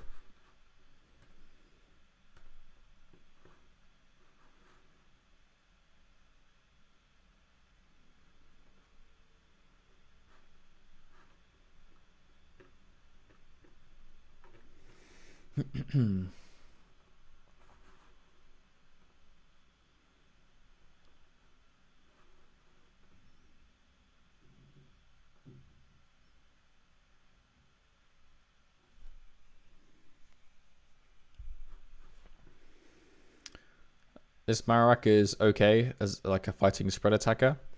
Has that nice 1 energy, 30 active, 30 to 1 your opponent's bench. So that can obviously set up quite a lot of things. It's a pretty efficient attack. Is on a stage 1, but like, yeah, this is like the same attack as Palafin has as the first attack. Obviously, second attack, definitely not as strong as Palafin, but 2 energy for 120 is decent. And obviously, there's like several ways in fighting you can buff this damage with like the strong energy. There's also like the stadium, can't remember what that's called, like the dojo or something that lets you buff damage by 10 or 40 if you're losing. So yeah, this card is like decent, and maybe in a psychic spread deck this could see some play. Speaking of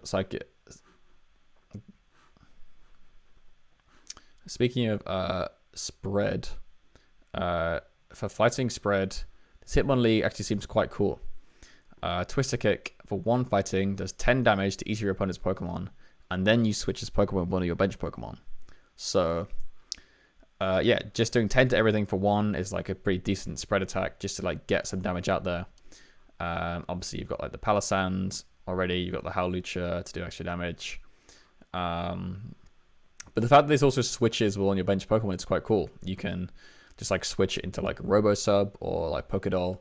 And if your opponent doesn't like have the boss that turn, then they're just like knocking out something for 0 prizes, and then you just come back in with Hitmonlee, do it again, just switch into something else. There's also the Tauros.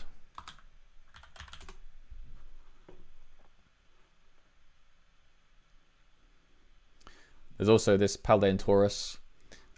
Yeah, the fighting type, 130 HP basic, has Raging Horns, does 20 plus 10 more damage for each damage counter on this Pokemon.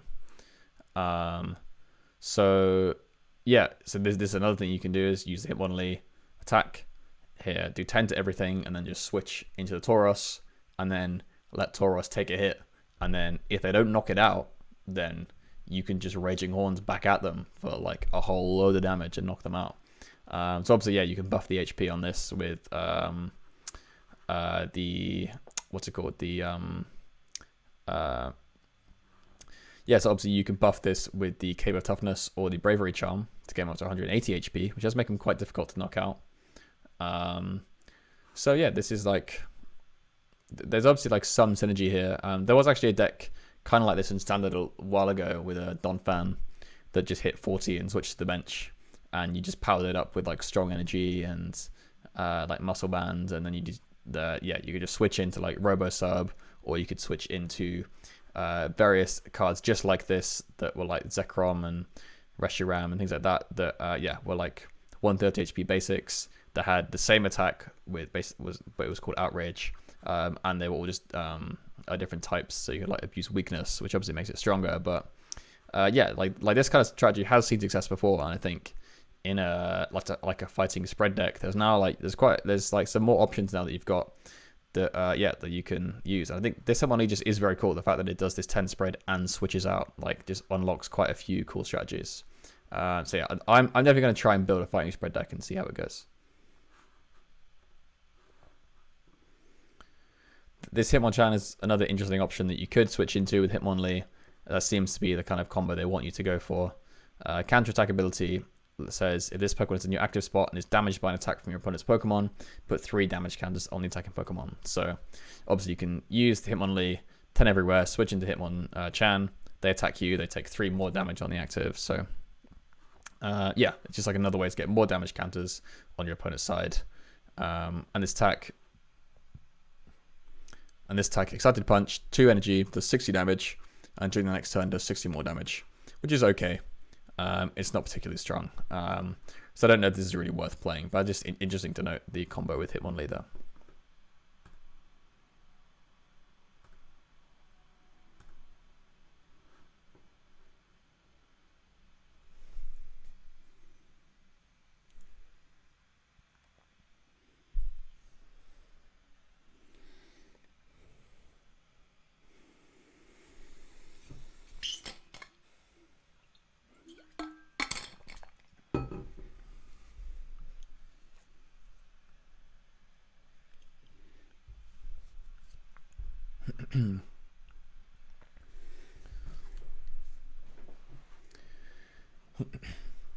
This is just another of those annoying wheezing cards. This one's Dark type, only 110 HP, but the ability Let's Have a Blast says, if this Pokemon is in the active spot and is knocked out by damage from an attack of your opponent's Pokemon, flip a coin, and if heads, the attacking Pokemon is knocked out. So yeah, this is obviously just really funny. There's like, yeah, there's a lot of situations where this can just be very irritating for your opponent, and they can try to play around it, and like it's kind of like similar to other things we talked about earlier, like the Machamp and like the Dragapult. That's like, yeah, a lot of the time when you come up against something like that, that's like that kind of effect on a coin flip that either just prevents all damage, or in this case, just like knocks out your own Pokemon when you're attacking.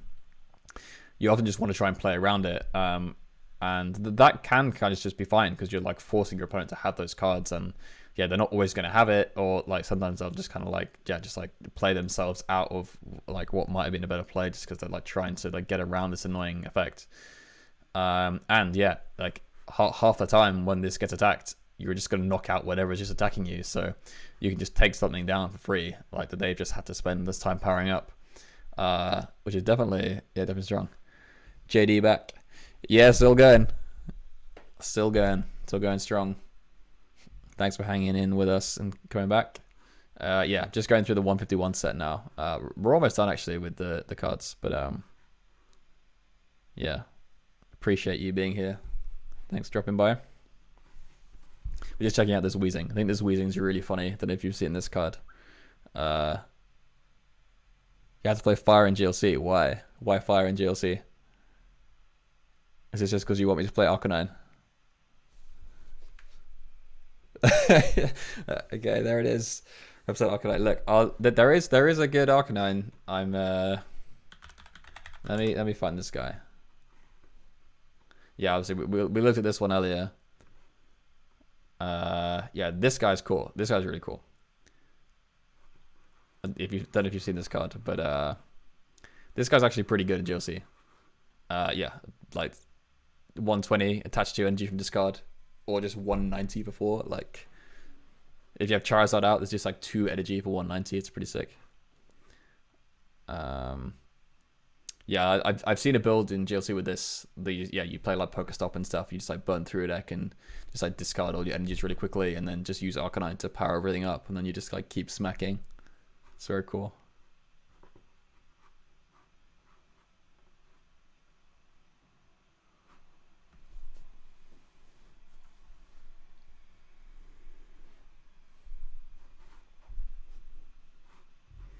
Yeah, I've tried to make few fire decks before, but it's always just like a bit difficult. But yeah, just for you, I will make a fire deck with Arcanine, and I'll play it at one of our next tabletop streams. So I will represent the Arcanine, and hopefully it's good. We'll see.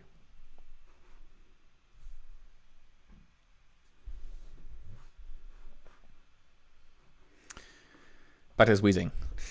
So yeah, the wheezing, this can just make it really awkward for your opponent, and yeah, like say if you can just knock something out for free that they powered up, that's great. And the attack is also just decent, like 2 colorless, so again DCE, twin, etc. 50 and then 10 to ease your opponent's bench. So in a kind of spread deck, there are it's a few options for dark spread. There's also like the Crobat that can knock something out like on the bench and take 2 extra prizes, but it only does like 30 damage or something. But yeah, it's like another option for like an annoying dark spread deck. So I think this is cool, and this is definitely a very funny very funny ability that could have some great moments.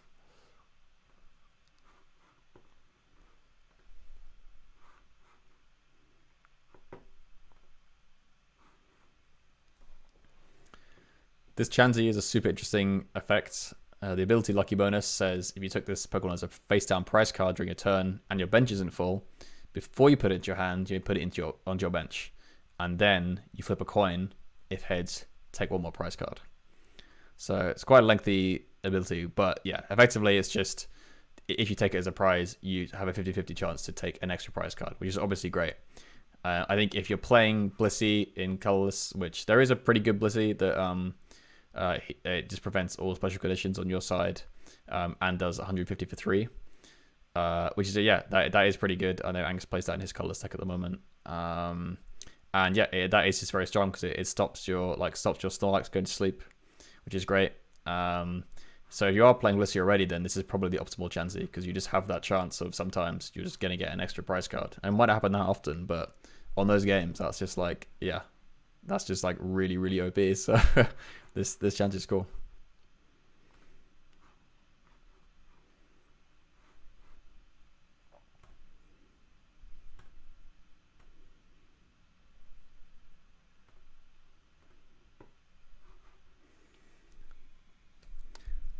This Seeking is super interesting. They finally printed another Pokemon with the Swim Freely attack, which is, very, very interesting. I didn't expect them to do this because I think the other ones were all released a while ago. But we'll get into why this is very cool in a second. But Swim Freely does 10 damage for coin during your opponent's next turn. Prevent all damage done to this Pokemon. Which is like, again, it's one of those things, just like it can get you out of a tough situation if you're lucky. But this is all about Aqua Horn, 60 damage plus 30 for each energy. So this is a great Hydro Pump attack. Obviously, water decks love the Hydro Pump effect, to be able to stack as many water energies as you like onto something, and then just hitting for a load of damage. And 60 plus 30 is great scaling numbers. So just fulfill the attack cost with 3 energy. You're already doing 150, which is like really, really strong. The reason the Swim Freely makes this so good, let's go over to PKM and cards.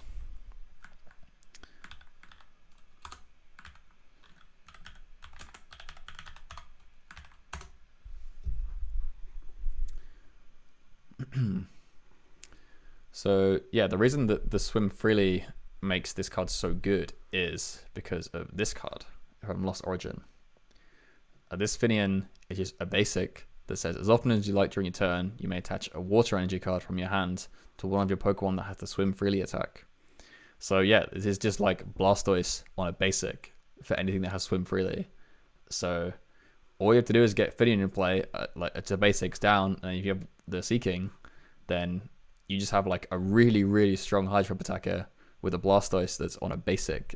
So this combo is like very, very good. And there's also like some other Swim Freely Pokemon you can take advantage of. I mean, there's Luminion, which evolves from Finian, so you're never really going to be able to make the most of this because you can only have one Finian in your deck. But there's this Seadra, which says, Hydro Jet does 20 damage to one of your opponent's Pokemon for each water energy attached to this Pokemon. And he also evolves into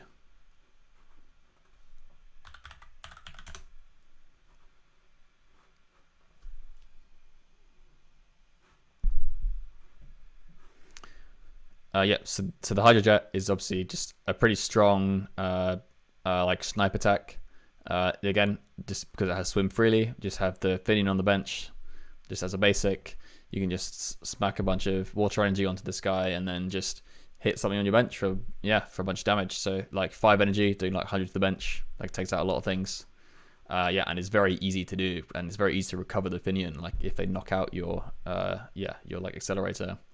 The Seadra also evolves into Kingdra, which is really cool. For 1 energy, Aqua Burst does 40 times the number of water energy attached to this Pokemon. So again, yeah, you can just slam a load of energy onto the Seadra with Swim Freely, thanks to the Finian, and then just evolve it into Kingdra, and then you're doing another great like Hydro Pump style attack with a scaling number of 40, which is really, really good.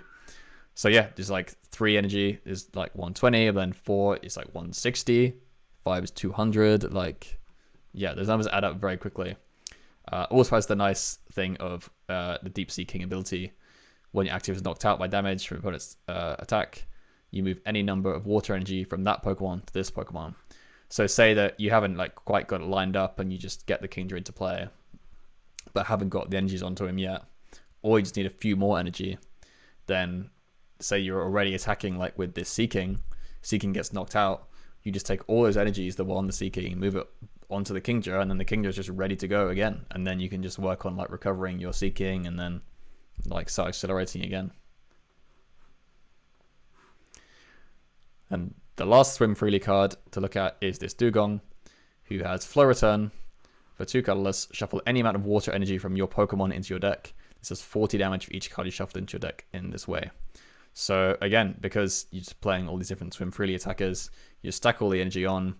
You can like retain energy into play. Like you can keep it in play with Kingdra, and then you can use Flow Return.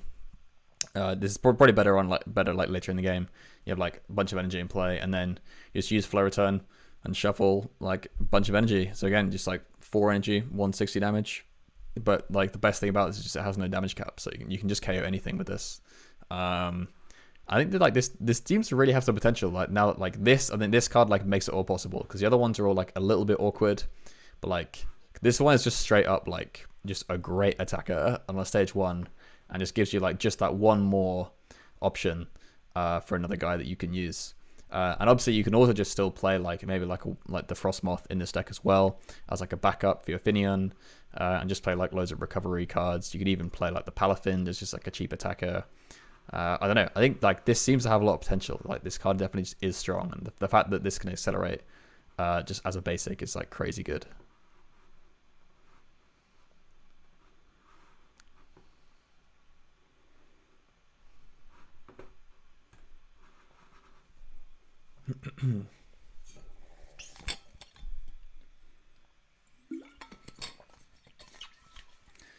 We're almost through 151. Thanks for hanging out. It's been a long ass stream. We're going for 3 hours. It's been a lot of fun though. This is like I said, it's the first solo stream I've done. Definitely it's quite tiring, but I'm enjoying it. And yeah, I appreciate you guys hanging out in the chat. It's been fun.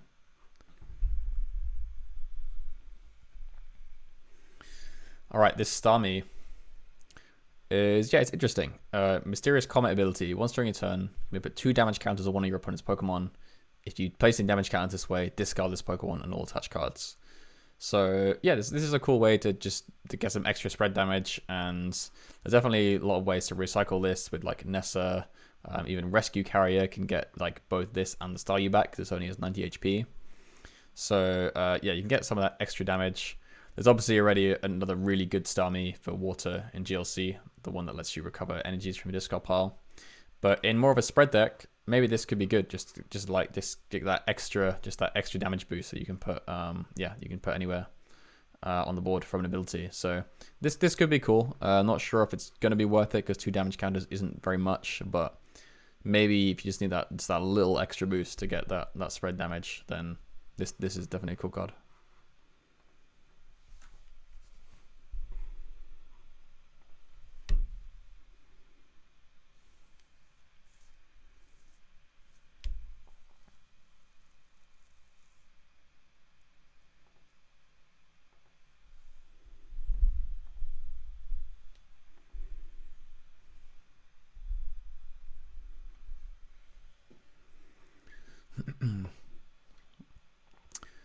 This pincer is quite strong. It has 120 HP on a basic, which is, yeah, it's okay. You prefer 130, but not bad. Then for 3 energy, 2 grass, 1 colorless, it does 90 damage, and if you have more prize cards remaining than your opponent, it does 90 more damage. So yeah, if you're behind on prizes, then you do 180 for 3, which is great numbers.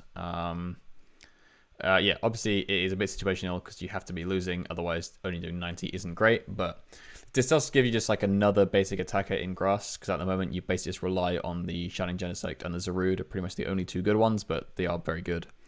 But yeah, if you feel like you want just that one extra basic attacker that you can just throw in the mix sometimes and just do 180 when you're behind, then yeah, this guy's pretty good. Definitely a good option.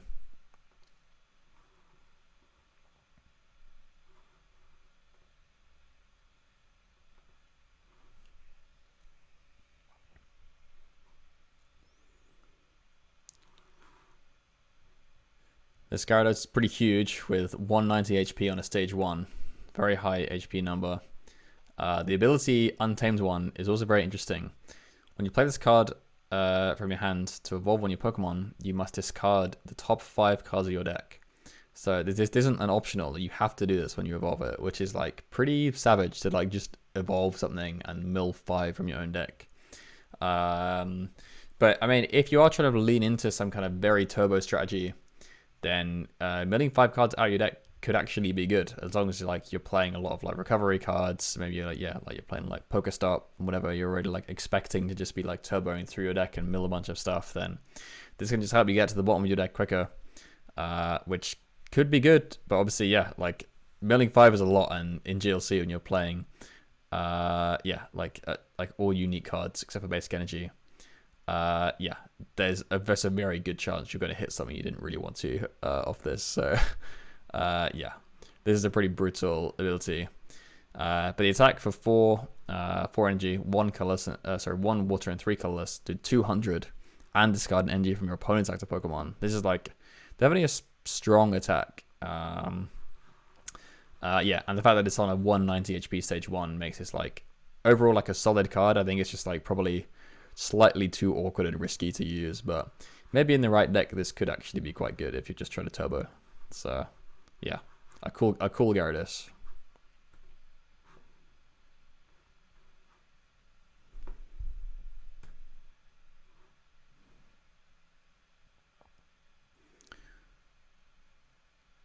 Ditto is a really interesting ability, transformative start.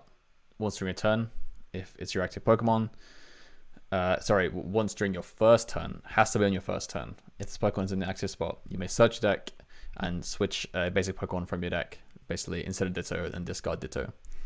So yeah, if there's something specific that you want to lead, this gives you like another option to just have that, and otherwise you can just like use it to search out of the deck, like on the first turn, and then just like essentially just like thins another card out of your deck, because you can like search the Ditto and then transform the Ditto into something else, then get 1 less card in your deck. But I think like for GLC it's probably a little bit too combo-y, and yeah, like if you don't get it on the first turn, it's a completely useless card, and like in GLC that's bad really, because there's like so many other things you could play. There's already another Ditto that's quite good that lets you copy attacks from things in your discard pile. So yeah, I don't think this is that good in GLC, but it's definitely a very cool effect. And maybe there's some weird strategy that you can use this for. Yeah, obviously, yeah. There's funny things like the fighting fossil deck that like you only play like 1 or 2 basics. So maybe we ended up with some kind of funny like fossil deck like that for colorless, because obviously there are things like the Archeops, but like I don't know, like it could be funny to give you like another option of like a basic to lead, so you don't mulligan so much and then switch into the one you do want. But yeah, I feel like it's not very good.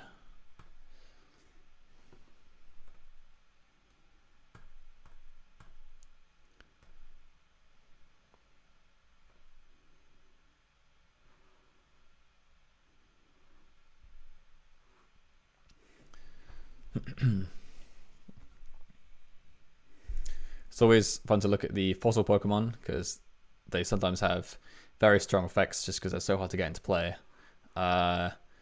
These ones don't seem super powerful, but they're kind of cool.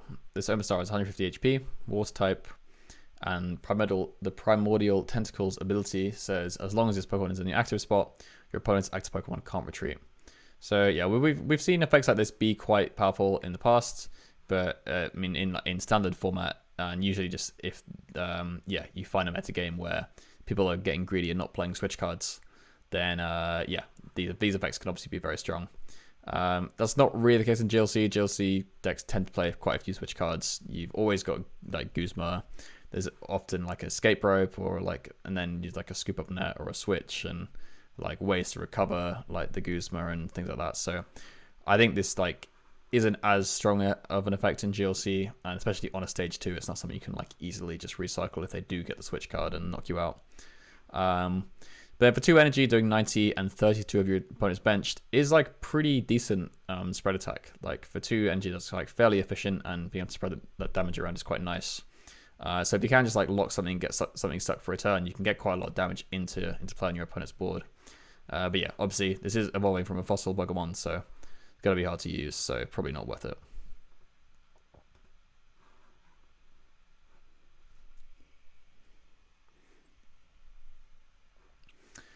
And the Kabutops, kind of a similar story. It's this one isn't as strong as other Kabutops we've seen in the past, like the one that locks supporters. Ancient Way makes weakness for your opponent's active ×4 instead of ×2.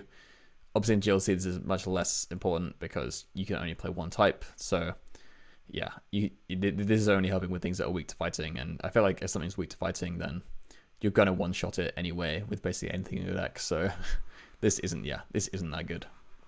But always good to check the fossil guys out.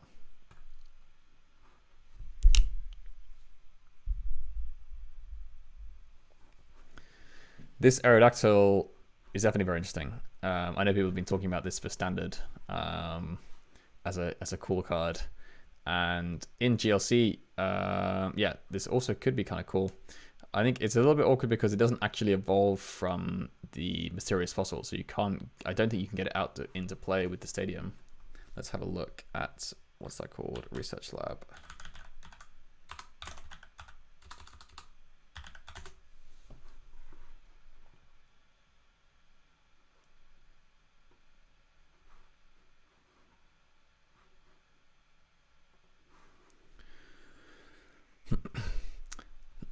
This card is definitely awkward to get into play in GLC. Obviously, in Colorless, you play like the Research Lab engine with Archeops to get your fossil Pokemon out, and there's the other Aerodactyl, which is a very strong attacker. But this guy doesn't evolve from the unidentified fossil, which is a requirement for the Research Lab Stadium to work. So, unfortunately, he is like a fossil Pokemon, but doesn't have quite the right requirement to make him actually work for the Colorless engine.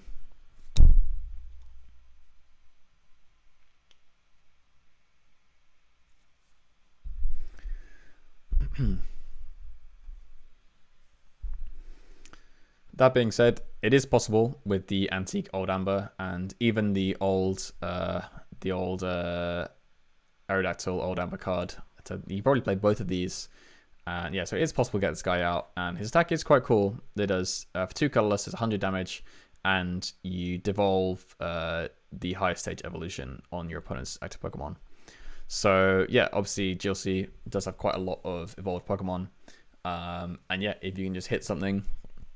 Like if it's a stage 2, you hit it for 100 and devolve. Most stage 1s that evolve have a max 100 HP. And then again, like stage 1s that you hit, almost all of those, the basics will have 100 or less HP. So you really can just kind of take out almost anything with attack actually, except for like high HP basics. So it's definitely very strong, but I mean the other Aerodactyl, that slots in nicely with the Research Lab strategy, and that already just hits 180 on anything, so that one's probably just better. But it's a very cool effect to like do that much damage and evolve in the same attack.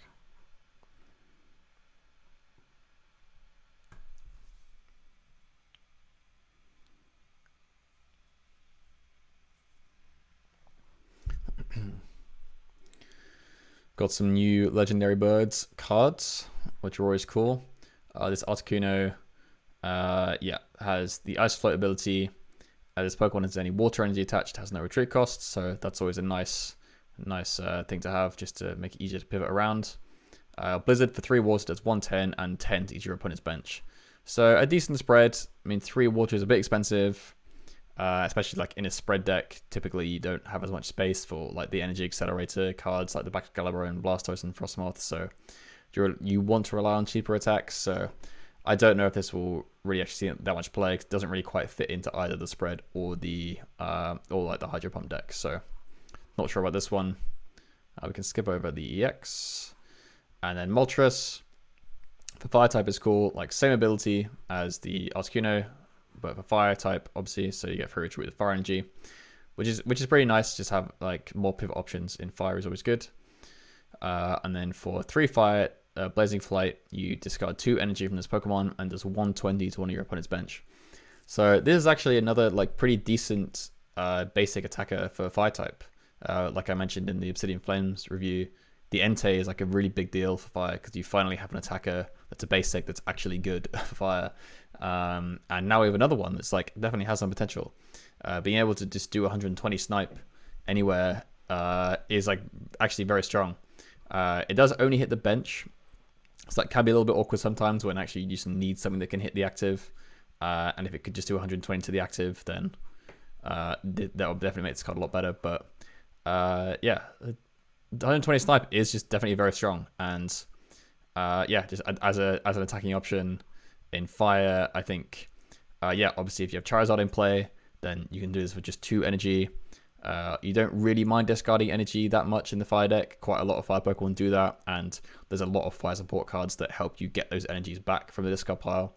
So this does fit in quite nicely with the strategy of fire, and I think, yeah, we're getting towards a point where it's like fire's getting some more of those attackers that are just like actually decent.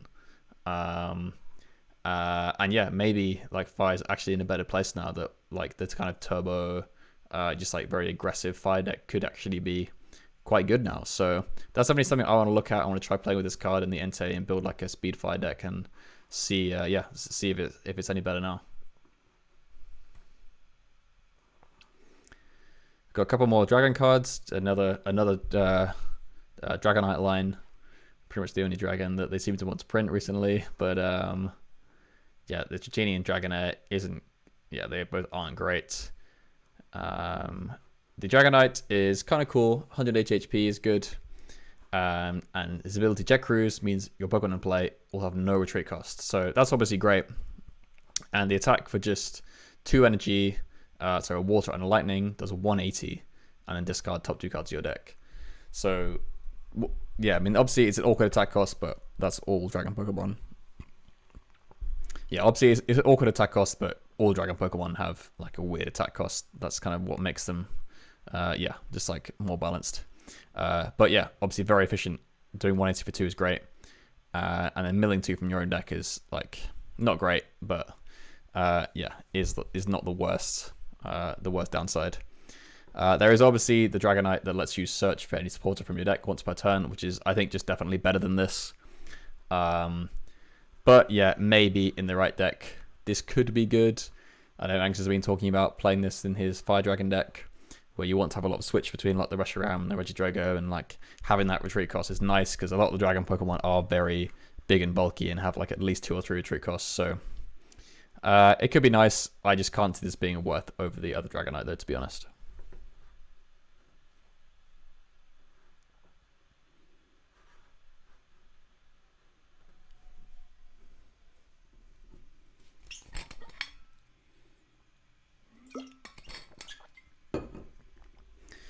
This Mew is obviously sick in standard.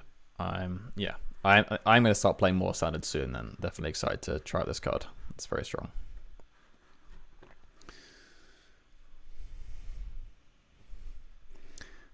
I think, yeah, so onto the trainer cards now. So have a quick look at the fossils. I think these fossils are very interesting. Usually the fossil cards are very boring. They're just like, yeah, like similar to this, where you can play the trainer as like a 60 HP basic Pokemon. But these ones, yeah, they also have like an extra effect. They just all have like an extra ability that, yeah, that just does something cool. So This one is the Kabuto one, the Dome Fossil. So it just takes 30 less damage. So that's alright. The Helix Fossil. This one is definitely really cool. As long as this is in your active spot, your opponent can't play any stadium cards from hand.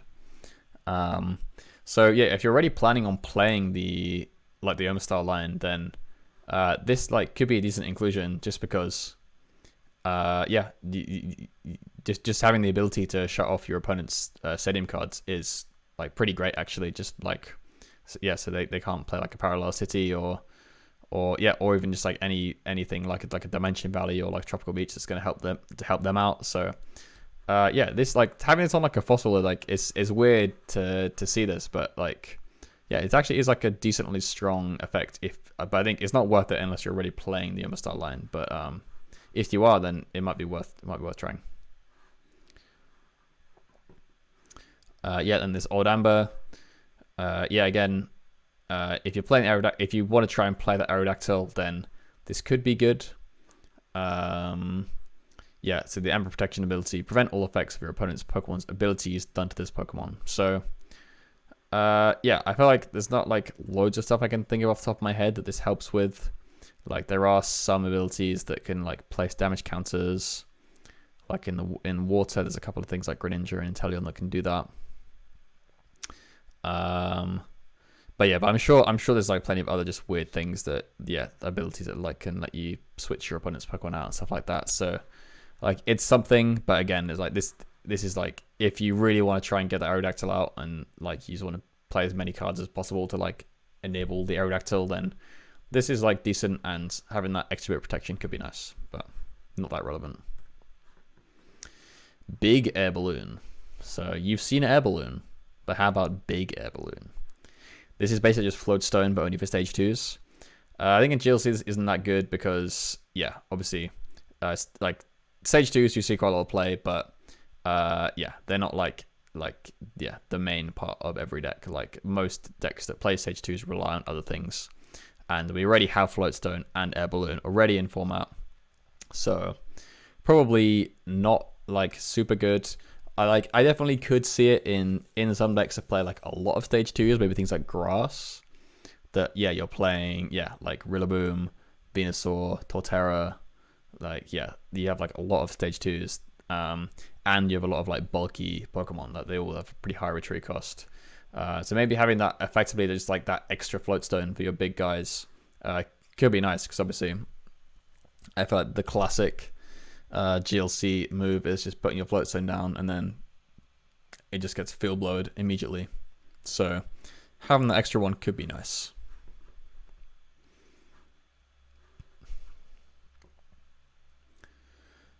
Bill's Transfer is a new supporter that says look at the top 8 cards of your deck. You may reveal any number of Pokemon you find there and put them into your hands.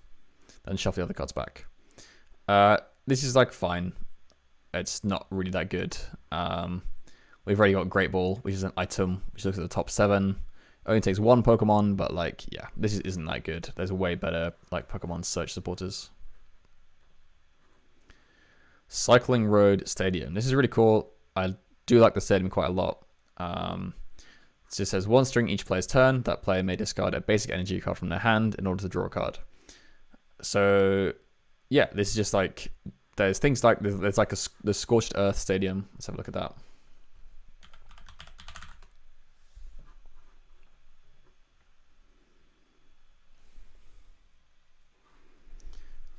So there's Scorched Earth is a stadium all the way back from Fates Collide. I think this is this X and Y era? Yeah, X and Y Fates Collide. This is the very old card, but yeah, this basically is like similar thing, but specifically for fire or fighting energy, and lets you draw 2 cards if you discard a fire or fighting energy.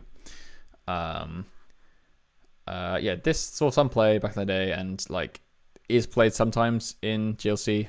But yeah, this just being like on like for any type is really cool. Yeah, 'cause I think like even decks, yeah, like lightning and like water could make use of this card. Yeah, it's just very, very versatile. Obviously, it is one of those ones that's like so versatile that like it can basically, yeah, it can help anyone, so it can also just help your opponent. which is like, yeah, which it isn't the best, but I think with like some decks, this definitely has a lot of synergy. I mean, yeah, even in like fire, if you really want to go for that strategy of just discarding all your energies, play Scorched Earth, play Cycling Ray, play Pokestop. I don't know, like seems decent. Yeah, and like I say, I think like Lightning especially, just being able to have that extra bit of like energy discard and a little bit of extra draw, just like get an extra card, is pretty nice. So yeah, I think this card will definitely see some play. It's not like crazy strong, but like it's just like a good enough solid card that I would expect to see this in some decks here and there. Daisy's Help is a supporter that says draw 2 cards and look at your face down price cards.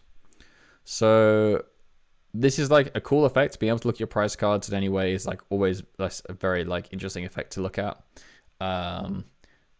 I think the thing is with this is we just have Talon Map in format already, and we have Pioneer and we have Gladion. So there's like so many ways to look at prize cards already.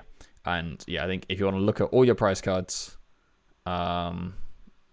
yeah, like obviously this is effectively a Talon Map because you can look at them and then put them down in the same order or like whatever order you want, because this doesn't specify you have to shuffle your prize cards. But like being on a supporter and like only drawing 2 cards, it's not super powerful. I think, yeah, just the fact that we have Talon Map already is an option. And if you really need something out of your prizes and are willing to give up your supporter, then just play Gladion and get whatever card you want out of the prizes instead of just looking at it. So yeah, like cool option, but I think there's just better cards thanks to the expanded card pool of GLC. Energy Sticker item. You flip a coin. If heads, attach basic energy card from your discard pile to one of your bench Pokemon. Yeah, obviously this like is cool as a way to just accelerate energy onto anything for any type. So yeah, maybe things like fighting would like this, but yeah, it's on a flip. You can also only play 1 because it's GLC. So like, how often are you actually going to be hitting this in a game? Like, yeah, not very often. But if you really need it, say yeah, in like a fighting deck or maybe even like a dragon deck or something, you just really need that just extra energy attachment. Then yeah, maybe this is worth trying. But yeah, it's obviously very hit and miss. I really like Erika's Invitation. I think this is a very cool card, especially for control. And yeah, I love me a good control deck.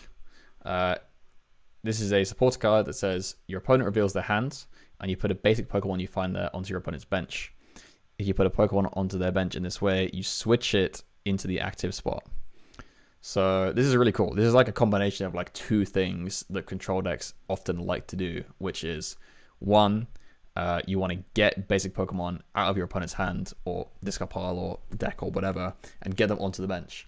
Often control decks are trying to like store something in the active, and yeah, like the best way to avoid that is to just not bench very much and just like have only like 2 Pokemon in play that have a bunch of energy on that you can attack with, and it's going to be hard to get rid of the energies and etc. So yeah, you often as a control player want to get like annoying things down on their bench that have a high retreat cost that you can then stall up.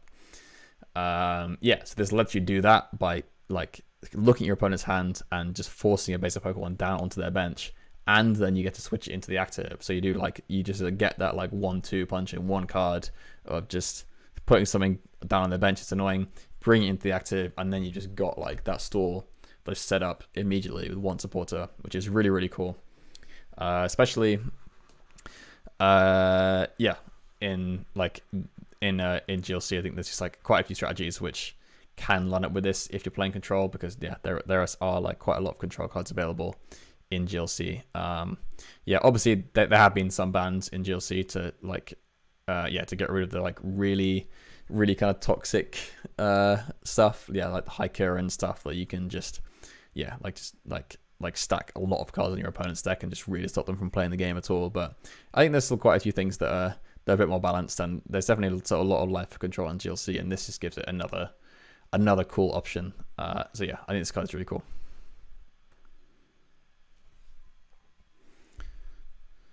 Next supporter is Giovanni's Charisma. This says put an energy card attached to your opponent's active Pokemon into their hand, and if you do, attach an energy card from your hand to your active Pokemon. So yeah, it's like decent. being able to obviously like remove an energy from your opponent and accelerate one from your hand. There's like 2 decent effects. It's a shame that, yeah, I mean, it just, the energy goes back to your opponent's hand instead of like discarded or something. So it's not super strong. And I think this card is like quite situational, and I'm not sure it's going to be that good. I think most types that really want to accelerate energy have good energy acceleration options. So again, like energy sticker, maybe on those types like fighting and stuff where you just like really want to get that extra energy and maybe want to slow your opponent down a bit, then maybe you could play this. But I feel like usually in those decks, you also just like need to be playing draw cards instead. So I'm not really sure where this card like fits in, but it's interesting. Grabber is a funny item card. Your opponent reveals their hand, you put a Pokemon, you find that on the bottom of their deck.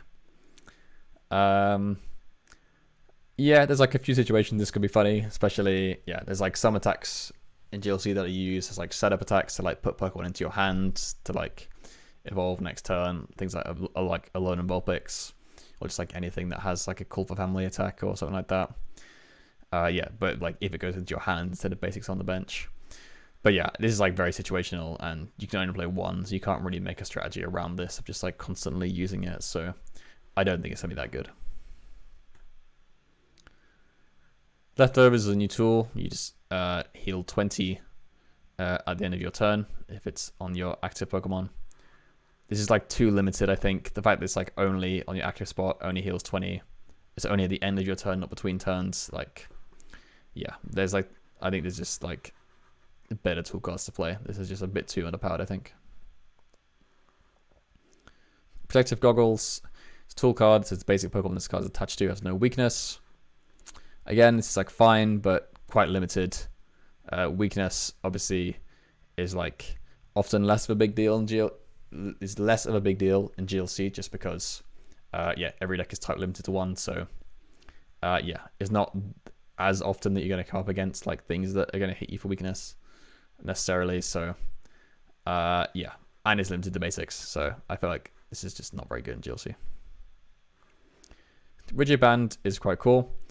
It's a Pokemon tool card. It says the stage 1 Pokemon this card's attached to takes 30 less damage from attacks from your opponent's Pokemon. So we have other tools like this. We have Pot Helmet in GLC, which is just strictly better than this card because it just it just reduces damage by 30 for everything in GLC format. But these are the same but for any stage 1, and obviously you can only play one Pot Helmet. So if you're playing into that tanky strategy, then this is another nice option. And there are quite a lot of tanky stage 1 Pokemon that this is good with. I mean, obviously Wailord is the first one that springs to mind. Yeah, but I think in fighting as well, there's definitely like a lot of like tanky fighting Pokemon you can play. And now you can play Pot Helmet, and there's like the Rocky Chest Plate, and there's Rigid Band. So there's a lot of tanking options. So this is like a nice addition as this another way if you really want to play that tank strategy. And there we go. We've got through all of the 151 cards. Just onto all these amazing artwork cards. Yeah, would highly recommend. I'm not going to go through them now, but would highly recommend going and looking at like the artwork on some of these cards. They are like really, really cool. But yeah, that's the 151 review. So yeah, like I say, not the most impactful set for standard, but the beauty of GLC is that you don't have to worry about all the OP cards that like limit the metagame, and just just play some fun cards. And yeah, there's like a lot of random stuff in here that like either is just strong immediately, or in the right combination with like some, if you build the right deck, could be really strong. So I think there's like loads of really cool stuff in this and in Obsidian Flames that we can make some really cool decks with. So I'm really excited to like try out a lot of these cards. Yeah, let's see what we can make, I guess. And hopefully we'll have some tabletop streams coming soon. Yeah, we're on like, it's obviously harder for us to kind of coordinate getting that stuff together. We're both very busy with like other stuff going on. So well, yeah, we'll just try and do as many streams as we can. I'll try and do some more stuff like this. I might do some TCG live streams as well. I know Angus will be doing some more of those, and like I mentioned, we've got a few videos kind of in the works. We filmed some stuff recently that we just need to edit together into some videos. So hopefully we'll have some new stuff coming soon, and we'll get a tabletop stream as well, maybe in like a couple of weeks, when Angus is back from his trip. And yeah, we'll build some new decks, hopefully get some new cards in from 151, and have some new spicy decks ready to go for the tabletop content. And yeah, hopefully we'll see you there. So yeah, thanks everyone who was hanging out in the chat. Yeah, it was cool to get your thoughts on the new cards and chat about like what you're excited about. And yeah, just really appreciate you being here for, yeah, like I said, my first stream by myself. So yeah, just a lot of fun, and thanks very much for being here, and I'll see you next time.